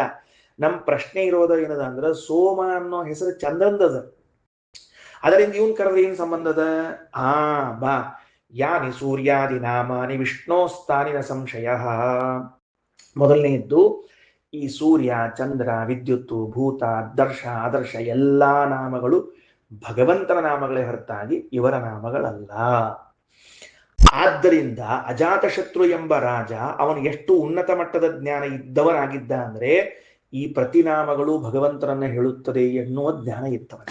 ಅದಕ್ಕೆ ಸೋಮ ಎಂಬ ನಾಮವು ಪರಮಾತ್ಮನ ಹೇಳ್ತದಂತ ಕರೆದಿದ್ದಾನೆ. ನಾನು ಪಾಠ ಕೇಳುವ, ಉಪನಿಷತ್ತಿನ ಕೇಳುವ ವ್ಯಕ್ತಿ ಮಂದಾಧಿಕಾರಿ ಅಧಮಾಧಿಕಾರಿ ಆಗಿದ್ದರೆ ರಾಜರನ್ನ ಯಾಕಂತ ತಿಳ್ಕೋತೀಯಪ್ಪ? ಯಾನಿ ಸೂರ್ಯಾದಿ ನಾಮಾನಿ ವಿಷ್ಣೋಸ್ತಾನಿನ ಸಂಶಯ ತದುಕ್ತಾನ್ನೇವ. ಹಾಗೆ ಎಲ್ಲ ದೇವರ ನಾಮ ಆದ್ರೆ ಮತ್ತೆ ಸೂರ್ಯ ಚಂದ್ರ ವ್ಯವಹಾರ ಹೆಂಗ್ ಮಾಡ್ತಿರಪ್ಪ ನೀವು? ಕರಿಬೇಡ ಹೆಂಗಾರ ಅಂದ್ರೆ ಅದಕ್ಕೆ ಹೇಳ್ತಾರೆ, ಸೂರ್ಯಾದೇನ ಆಕೃಷ್ಯೈವ ಉಪಚಾರತಃ, ಸೂರ್ಯಾದಿಗಳಲ್ಲಿ ಅವುಗಳನ್ನ ಎಳೆದುಕೊಂಡು ಬಂದು ಸಮನ್ವಯ ಮಾಡಿ ಮತ್ತೆ ನಾವು ಕರಿತೀವಿ. ಈಗ ನಮ್ ದೇವರ ಹೆಸರು ನಮ್ಗೆ ಇಟ್ಟಿರ್ತಾರೆ, ಹಂಗಿದ್ದಂಗ ದೇವರ ಹೆಸರು ನಮಗಿಟ್ಟಾರ, ಕರಿತಿರ್ತಾರೆ, ವ್ಯವಹಾರ ಮಾಡ್ತಿರ್ತಾರೆ, ಅದರಂತೆ ಅಂತ ತಿಳ್ಕೊಳ್ರಿ. ಆಕೃಷ್ಯೈವ, ಆ ಭಗವಂತನಲ್ಲಿದ್ದ ನಾಮವನ್ನ ಲೋಕ ವ್ಯವಹಾರಕ್ಕೋಸ್ಕರ ಎಳೆದು ತಂದು ಔಪಚಾರಿಕವಾಗಿ ಸೂರ್ಯ ಚಂದ್ರ ಇತ್ಯಾದಿ ಶಬ್ದಗಳನ್ನು ಹೇಳ್ತೀವಿ. ವಿಶೇಷೇಣತು ಸಂಬಂಧ ಯತಃ ಸ್ವಹೃದಿ ಸಂಸ್ಥಿತೆ, ಭಗವಂತನಿಗೂ ನಮಗೂ ವಿಶೇಷ ಸಂಬಂಧ. ಯಾಕ? ಹೃದಯದಲ್ಲಿದ್ದ ಭಗವಂತ. ಜೀವಸ್ಯ ಅತೋ ನ ಸೋಮಾದಿ ನಾಮ್ನಾಹೂತೋ ಹರಿಪರಃ, ಆದ್ದರಿಂದಲೇನೆ ಜೀವನಿಗೆ ತನ್ನ ಹೃದಯದಲ್ಲಿದ್ದ ಭಗವಂತನ ಜೊತೆಗೆ ವಿಶೇಷ ಸಂಬಂಧ ಅದ ಅನ್ನೋದಕ್ಕೇನೆ ಸೋಮ ಸೂರ್ಯ ಯಾವ ನಾಮದಿಂದ ಕರೆದ್ರೂ ಭಗವಂತ ಬರಲಿಲ್ಲ. ಯಾಕಾದ ಅಲ್ಲಿದ್ದ ಭಗವಂತನ ಹೆಸರು. ಇನ್ನ ಮುಂದ ಜೀವಂಚ ಚಾರಯೇತ್ ತತ್ರ ಯದಾ ವಿಷ್ಣು ಸನಾತನಃ, ಆ ಮಂತ್ರದಲ್ಲಿ ಸಂಚಾರ ಮಾಡುತ್ತಾನೆ ಅಂತ ಬಂದದ. ತಾನ ಸಂಚಾರ ಮಾಡಂಗಿಲ್ಲ ದೇವರು, ಸಂಚಾರ ಮಾಡೋ ಜೊತೆಗೆ ಜೀವನನ್ನು ಸಂಚಾರ ಮಾಡಿಸುತ್ತಾನೆ. ಜೀವಂಚ ಚಾರಯೇ ತತ್ರ ಯದಾ ವಿಷ್ಣು ಸನಾತನ ಸ್ವಪ್ನಂ ಪಶ್ಯತಿ ಜೀವೋ ಯಂ, ಜೀವ ಆವಾಗ ಸ್ವಪ್ನವನ್ನು ಕಾಣ್ತಾನೆ. ಯದಾ ವಿಜ್ಞಾನ ರೂಪಿಣಂ ಸುಷುಮ್ನಾ ಸಂಸ್ಥಿತಾಂ ವಿಷ್ಣುಮೇತಿ ತತ್ ಸುಪ್ತಿಮೇಷ್ಯತಿ, ಯಾವಾಗ ಜ್ಞಾನಾನಂದ ಸ್ವರೂಪಿಯಾದ ಸುಷುಮ್ನಾ ನಾಡಿಯಲ್ಲಿದ್ದ ಭಗವಂತನನ್ನ ಹೊಂದುತ್ತಾನೋ ಜೀವ, ಆಗ ಸುಪ್ತಿ ಗಾಢವಾದ ನಿದ್ರೆಯನ್ನು ಹೊಂದುತ್ತಾನೆ. ಸಮ್ಯಕ್ ಜ್ಞಾನಮಯಾದ್ ವಿಷ್ಣೋರುತ್ಥಾನಂ ಚಾಪ್ಯಯಂ ವ್ರಜೇತ್, ಆ ಹೃದಯದಲ್ಲಿದ್ದ ಭಗವಂತನಿಂದಲೇನೆ ಉತ್ಥಾನ ಹೊರಗೆ ಬರುವುದು, ಆಪ್ಯಯ ಲಯ ಹೊಂದುವುದು. ಆಪ್ಯಯ ಅನ್ನೋ ಶಬ್ದಕ್ಕೆ ಲಯ ಅಂತ ಅರ್ಥ ಬರ್ಕೊಳ್ರಿ. ಸಮ್ಯಕ್ ಜ್ಞಾನಮಯಾದ್ ವಿಷ್ಣೋಹೋ, ಸಂಪೂರ್ಣ ಜ್ಞಾನಮಯನಾದ ಭಗವಂತನಿಂದ ಉತ್ಥಾನ ಜಾಗೃತ ಅವಸ್ಥೆಯನ್ನು ಹೊಂದುವುದು, ಚ ಮತ್ತು ಅಪ್ಯಯಂ ಲಯವನ್ನು ಹೊಂದುವುದು ಆಗುತ್ತದೆ. ಇನ್ನು ಮುಂದೆ ಪ್ರಾಣಾನಾಂಚೈವ ಲೋಕಾನಾಂ, ಇಂದ್ರಿಯಗಳು ಲೋಕಗಳು, ದೇವಾನಾಂ ದೇವತೆಗಳನ್ನು, ಪ್ರಾಣಿಗಳನ್ನ, ಸತ್ಯ ಸತ್ಯೋ ಹರಿಹಿ, ಸತ್ಯಕ್ಕೂ ಸತ್ಯನಾದ ಭಗವಂತ, ಸೃಷ್ಟ ಪಾತ ವಿಲಯ ಕೃತ್ತಥ, ಸೃಷ್ಟಿ ಮಾಡ್ತಾನ, ಪಾಲನಾ ಮಾಡ್ತಾನ, ಲಯವನ್ನ ಮಾಡ್ತಾನ, ನಿಯಂತ ನಿಯಮನ ಮಾಡ್ತಾನ, ಮೋಕ್ಷದಶ್ಚೈವ ವಿಷ್ಣುರೇವ ಸನಾತನಃ, ಮೋಕ್ಷವನ್ನು ಕೊಡ್ತಾನ ಭಗವಂತ. ಇದು ನಾರಾಯಣ ಶ್ರುತೌ. ಹಿಂದೆ ಏನು ಶ್ರುತಿಗಳನ್ನು ಓದಿಕೊಂಡು ಬಂದಿದ್ದೇವೋ ಅದಕ್ಕೆ ವ್ಯಾಖ್ಯಾನ ರೂಪದಲ್ಲಿರುವ ಮತ್ತೊಂದು ಶ್ರುತಿಯನ್ನು ಉದಾಹರಣೆ ಮಾಡಿದ್ದಾರೆ. ಆದ್ದರಿಂದ ಈ ಅಜಾತಶತ್ರು ಬ್ರಾಹ್ಮಣದಲ್ಲಿ ಕಾಶಿ ಪಟ್ಟಣದ ರಾಜನಾಗಿರುವ ಅಜಾತಶತ್ರು ಸೊಕ್ಕಿನಿಂದ ಬಂದ ಗರ್ಗಗೋತ್ರೋತ್ಪನ್ನನಾದ ಬಾಲಾಕಿ ಎಂಬುವಂಥವನಿಗೆ ಅವನ ಉಪಾಸನೆಯನ್ನ ಮೊದಲು ತಿಳಿದುಕೊಂಡು, ನೀನು ಉಪಾಸನೆ ಮಾಡಿದ್ದು ಸರಿ, ಇದಕ್ಕೂ ಹೆಚ್ಚಿನ ಉಪಾಸನೆಯನ್ನ ಮಾಡ್ಲಿಕ್ಕೆ ಬರ್ತದೆ ಅಂತ ತಿಳಿಸಿ, ಅನಂತರದಲ್ಲಿ ಬಿಂಬೋಪಾಸನೆಯೇ ಮಹತ್ವದ್ದು ಅನ್ನುವಂಥ ಅಂಶವನ್ನು ಹೇಳಿ, ರಾಜನಾಗಿದ್ದಕ್ಕೆ ಬ್ರಾಹ್ಮಣನಿಗೆ ಉಪದೇಶ ಮಾಡ್ಲಿಕ್ಕೆ ಬರುವುದಿಲ್ಲ, ಆದ್ದರಿಂದ ವಿಜ್ಞಾಪನೆಯನ್ನ ಮಾಡಿಕೊಂಡೆ ಅಂತ ಹೇಳುವ ವಿನಯವನ್ನ ತೋರಿಸಿಕೊಳ್ತಾನೆ. ಅಂಥ ವಿನೀತ ರಾಜನಿಂದ, ಅಷ್ಟು ವಿನೀತನಾದ ರಾಜನಿಂದ ಸೊಕ್ಕಿದ ಬ್ರಾಹ್ಮಣ ಕುಮಾರ ಋಷಿಕುಮಾರನು ಪಾಠವನ್ನು ಕಲಿತಿದ್ದು ಅಜಾತಶತ್ರು ಬ್ರಾಹ್ಮಣದಲ್ಲಿ ಉಂಟು. ಶ್ರೀಕೃಷ್ಣಾರ್ಪಣಮಸ್ತು.